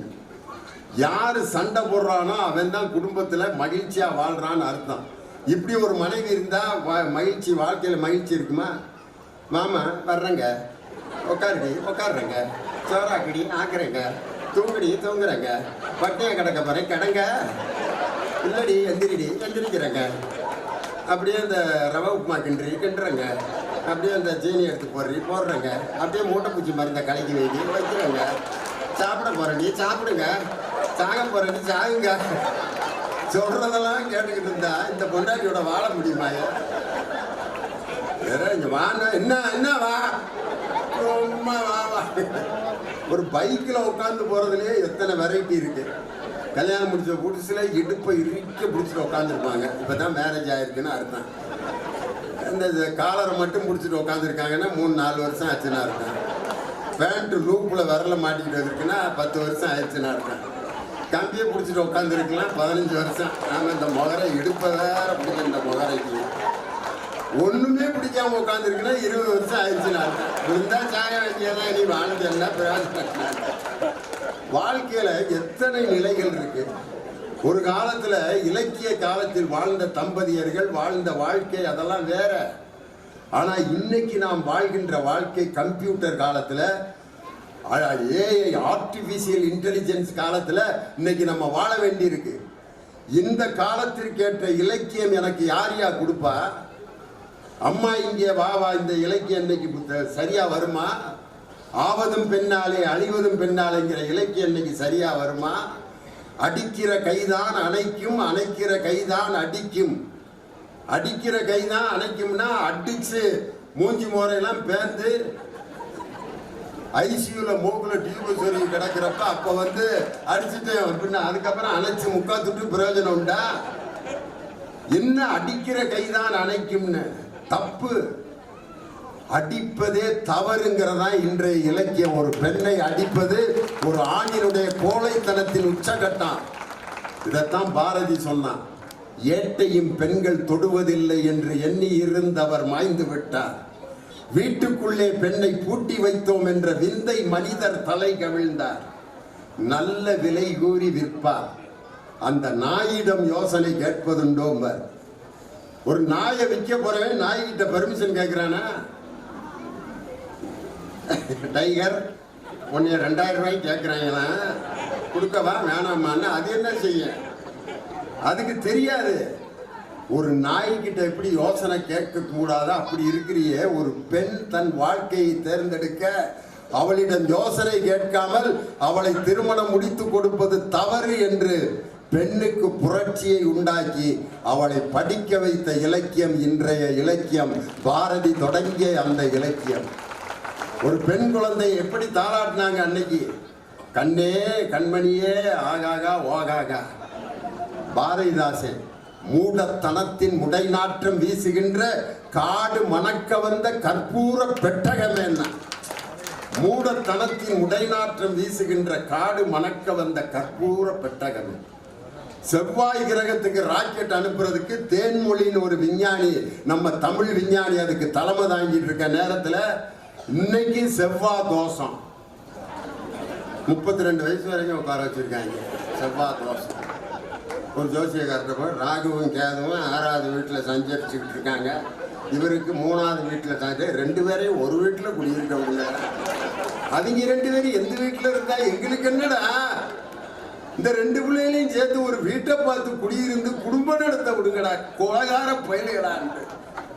மூடத்தனத்தின் முடைநாற்றம் வீசுகின்ற காடு மணக்க வந்த கற்பூர பெட்டகமே, ஜோதிடம் தன ஈகள் அப்படின்னார். ஒரே ஒரு கதை மட்டும், ஒரு கவிதையை மட்டும் சொல்றேன். பச்சை கொடி பிடித்திருக்கும் இஸ்லாமியர்களே, உங்கள் உடலில் பச்சை ரத்தம் ஓடுவதில்லை. வெள்ளை கொடி தூக்கி இருக்கும் கிறிஸ்தவர்களே, உங்கள் உடலில் வெள்ளை ரத்தம் ஓடுவதில்லை. காவி கொடி பிடித்திருக்கும் இந்துக்களே, உங்கள் உடலில் காவி ரத்தம் ஓடுவதில்லை. எல்லா உடலிலும் ஓடுவது சிவப்பு ரத்தம் தான். இதைத்தான் பட்டுக்கோட்டை கல்யாண சுந்தரம் சொன்னான். யாரு மேல கீறினால ரத்தம் ஒண்ணுதான். ஆக மொத்தம் பிறந்ததெல்லாம் 10ஆம் மாசம் தான். முடிச்சானா? எந்த ஜாதிக்காரனா இருந்தாலும் 10 months தான். நான் எவ்வளவு பெரிய ஜாதி, எங்க அம்மா வகுத்துல நான் ஒரு 15 மாசமாவது எடுத்து தாண்டா வரேன். அம்மாவை விட்டு நீங்க விட்டு விருந்து வர முடியுமா? ஒரு சில பேர் முன்ன பின்ன பிறப்பாங்க. சில பேர் அந்த அம்மா ரேஷன் கடையில மண்ணெண்ணெய் வாங்க நின்றுகிட்டு இருக்க, வழி வந்துரு. 8.5 மாசம் தான் பிறந்துருவேன். அந்த 8.5ல பிறந்தவன் பூரா பாருங்க அவசரப்பட்டுக்கிட்டே இருப்பேன். லியோனிய முடிக்க சொல்றா, மணி 9 ஆயிடுச்சுல, நேரத்தில் 8.5 முடிச்சுட்டாங்க. அவனுக்கு முடிஞ்சுக்கிட்டே இருக்கான். டிரைவர் ஓட்டியா சும்மா தேனியிலேருந்து பெரியகுளத்துக்கு 2.5 மணி நேரம் ஓட்டுவேன். அதெல்லாம் மாட்டு வேண்டிய ஓடின மாதிரி கரெக்டாக நான். சில பேர் 10 மாசம் கழிச்சு ஒரு 20 நாள் கழிச்சு பறப்பேன். டாக்டர் டேட்லாம் புக் பண்ணிடுவார். டாக்டருக்கெல்லாம் கெஞ்சி வாங்க, வாடா வெளியே, ஜனவரி 2ஆம் தேதிடா உனக்கு டேட்டு, 6ஆம் தேதி ஆயிடுச்சு கிளம்பு. அப்புறம் அறுத்து வெளியே தூக்கி போடுவாங்க. அழுக மாட்டேன். பிடிச்சி கிள்ளி தலைகளுந்தா தொங்க விட்டு அடிச்சு. அதே வாழ்க்கையில் எப்படி இருப்பான்னா இப்படி இருப்பேன். லியோனிய ஒரு 11 மணிக்கு கூட முடிக்க சொல்லு. ஏன்னா இங்கேயும் சும்மா தான் உட்காந்துருக்க போறேன், வீட்லேயும் சும்மா தான். அது பூரா பவராம உட்காந்துருப்பேன். யாரு மேல கீறினாலும் ரத்தம் ஒன்று தான். ஆக மொத்தம் பிறந்ததெல்லாம் 10ஆம் மாசம் தான். தனிகை செல்வன் ஒரு கவிதை எழுதியிருக்கார். தாக்குண்டால் புழுக்கள் கூட தரை விட்டு துள்ளும், சிங்கம் மூர்க்கமாய் தாக்கும் போது முயல் கூட எதிர்த்து நிற்கும், சாக்கடை கொசுக்களா நாம் சரித்திர சக்கரங்கள் சொல்லி நமக்கு அநீதி இழைக்கப்படும் போது எவன் கொதித்து எழுகிறானோ அவன்தான் மனிதன். மகிழ்ச்சியாக இருக்கும் போது நன்றாக சிரிக்கிறானோ அவன்தான் மனுஷன். யார் ஒருவன் துன்பப்படுகிறானோ அவனை பார்த்து 2 சொட்டு கண்ணீர் விடுறானோ, இந்த 3 குணங்களும் இல்லாதவன் மனிதனாக வாழ்வதற்கே தகுதியற்றவன். கவிஞர் கந்தர்வனுடைய கதையோட முடிக்கிறேன். நான் அப்படிங்கிற ஒரு கதை. அவர் வாழ்க்கையில நடந்த சம்பவம். திடீர்னு அவருடைய அலுவலகத்தில் அவர் ட்ரெஷரி ஆபீசர். அலுவலகத்துக்கு வந்து வயசான டீச்சர் ஒருத்தங்க பென்ஷன் வாங்க வந்தவங்க திடீர்னு மயக்கம் போட்டு விழுந்துடுறாங்க. இவர் ட்ரெஷரி ஆபீசர் கந்தர்வன். ஓ அம்மா மயக்கம் போட்டு விழுந்தீங்க, ஆஸ்பத்திரி தூக்கிட்டு போனால் அந்த அம்மாவுக்கு வந்து பி பாசிட்டிவ் பிளட் வேணும். உடனே கந்தர்வன், பி பாசிட்டிவ், என் பிளட்டு சரியாக இருக்கு, ஒரு 1 லிட்டர் பிளட் எடுத்துக்கங்க. ரத்தம் கொடுத்துட்டு அந்த அம்மா பொழைச்சிருச்சு. அந்த அம்மா, தெய்வமே ஐயா ட்ரெஷரி ஆஃபீஸராக இருந்தார், என் உயிரை காப்பாற்றினையா அப்படின்னா கம்பீரமாக அப்படி வந்து அசதியாக இருந்துச்சு. காலையில் 5:30 மணி ஒரு பழக்கடைக்கு அடியில் போத்துறது கூட துணி இல்லாமல் அழுக்கு துண்டை போத்திட்டு ஒரு தூங்கிட்டு இருந்தான். அசதியாக இருந்ததுனால அந்த பழக்கடை தம்பியை எழுப்பி, தம்பி ராஜா ஒரு ஜூஸ் போட்டு கொடுப்பா, மாதுளை ஜூஸு. அவன் அந்நேரத்தில் ஜூஸா எங்கே போயிட்டு வர்றீங்க, ஆஸ்பத்திரி ரத்தம் கொடுத்துட்டு வரானப்பா, கிருகிருன்னு வருது அப்படின்ட்டு அவன் அந்நேரத்தில் அந்த மாதுளம் பழத்தை உரிச்சு ஜூஸை போட்டு தண்ணியே கலக்காமல் ஒரு பெரிய டம்ளரில் கொடுக்கணும். வாங்கி குடிச்சிட்டு எவ்வளோ சாமி அப்படிங்கிறார். ரத்தம் கொடுத்தவங்கள்ட்ட நான் காசு வாங்குறது இல்லை. கந்தர்வன் கண்ணீர் விட்டு அழுதார். ஏதோ ரத்தம் கொடுத்த நான் தான் பெரிய சேவை செஞ்சேன்னு நினைச்சேன்.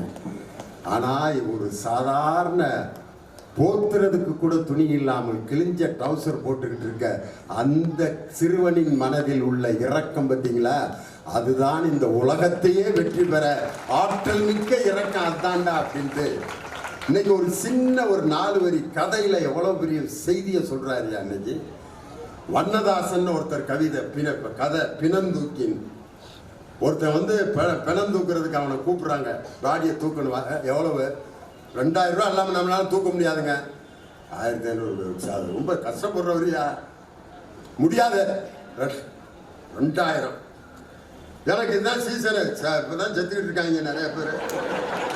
இப்போதான் நான் சம்பாதிக்க முடியும். டெய்லியா சாவாங்க. அதனால 2000 ஒன்றும் இப்படி வாங்க. சரி 2000 வாங்கி தொலைடா அப்படின்னு வந்தாச்சு. வந்து பாடியை தூக்கி சுடுகாட்டில எல்லாம் கொண்டு போய் இறக்கி எல்லாம் சடங்கு முடிச்ச பிற்பாடு காசு கொடுக்கறதுக்கு அவனை கூப்பிட்றாங்க. தம்பி இங்கே வா. வேணா ஐயா. ஏன் சாமி, இந்த இறந்தவர் சின்ன வயசுலங்க சோத்துக்கு இல்லாமல் என் குடும்பமே கடந்தப்ப எங்களுக்கு சோறு போட்ட புண்ணியவானுங்க. அவருடைய உடம்பை தூக்குறதுக்கு நான் காசு வாங்கினேன்னா என்னை மாதிரி ஒரு நன்றி கேட்டவன் இந்த உலகத்தில் இல்லைங்க. வேணாங்க எனக்கு காசு. அந்த ஐயாவோட பிள்ளைகளுக்கு யாருக்காவது கொடுத்துருங்கன்ட்டு கையெடுத்து கும்பிட்டான் பாருங்க. என் நன்றி கொன்றாக்கும் உய்வுண்டாம் உய்வில்லை, செய் நன்றி கொன்ற மகற்கு என்ற அந்த திருவள்ளுவர் சொன்னதை எவ்வளவு எளிமையான கதைகளின் மூலம் கவிதைகளின் மூலம் சொல்லிக் கொண்டிருப்பது.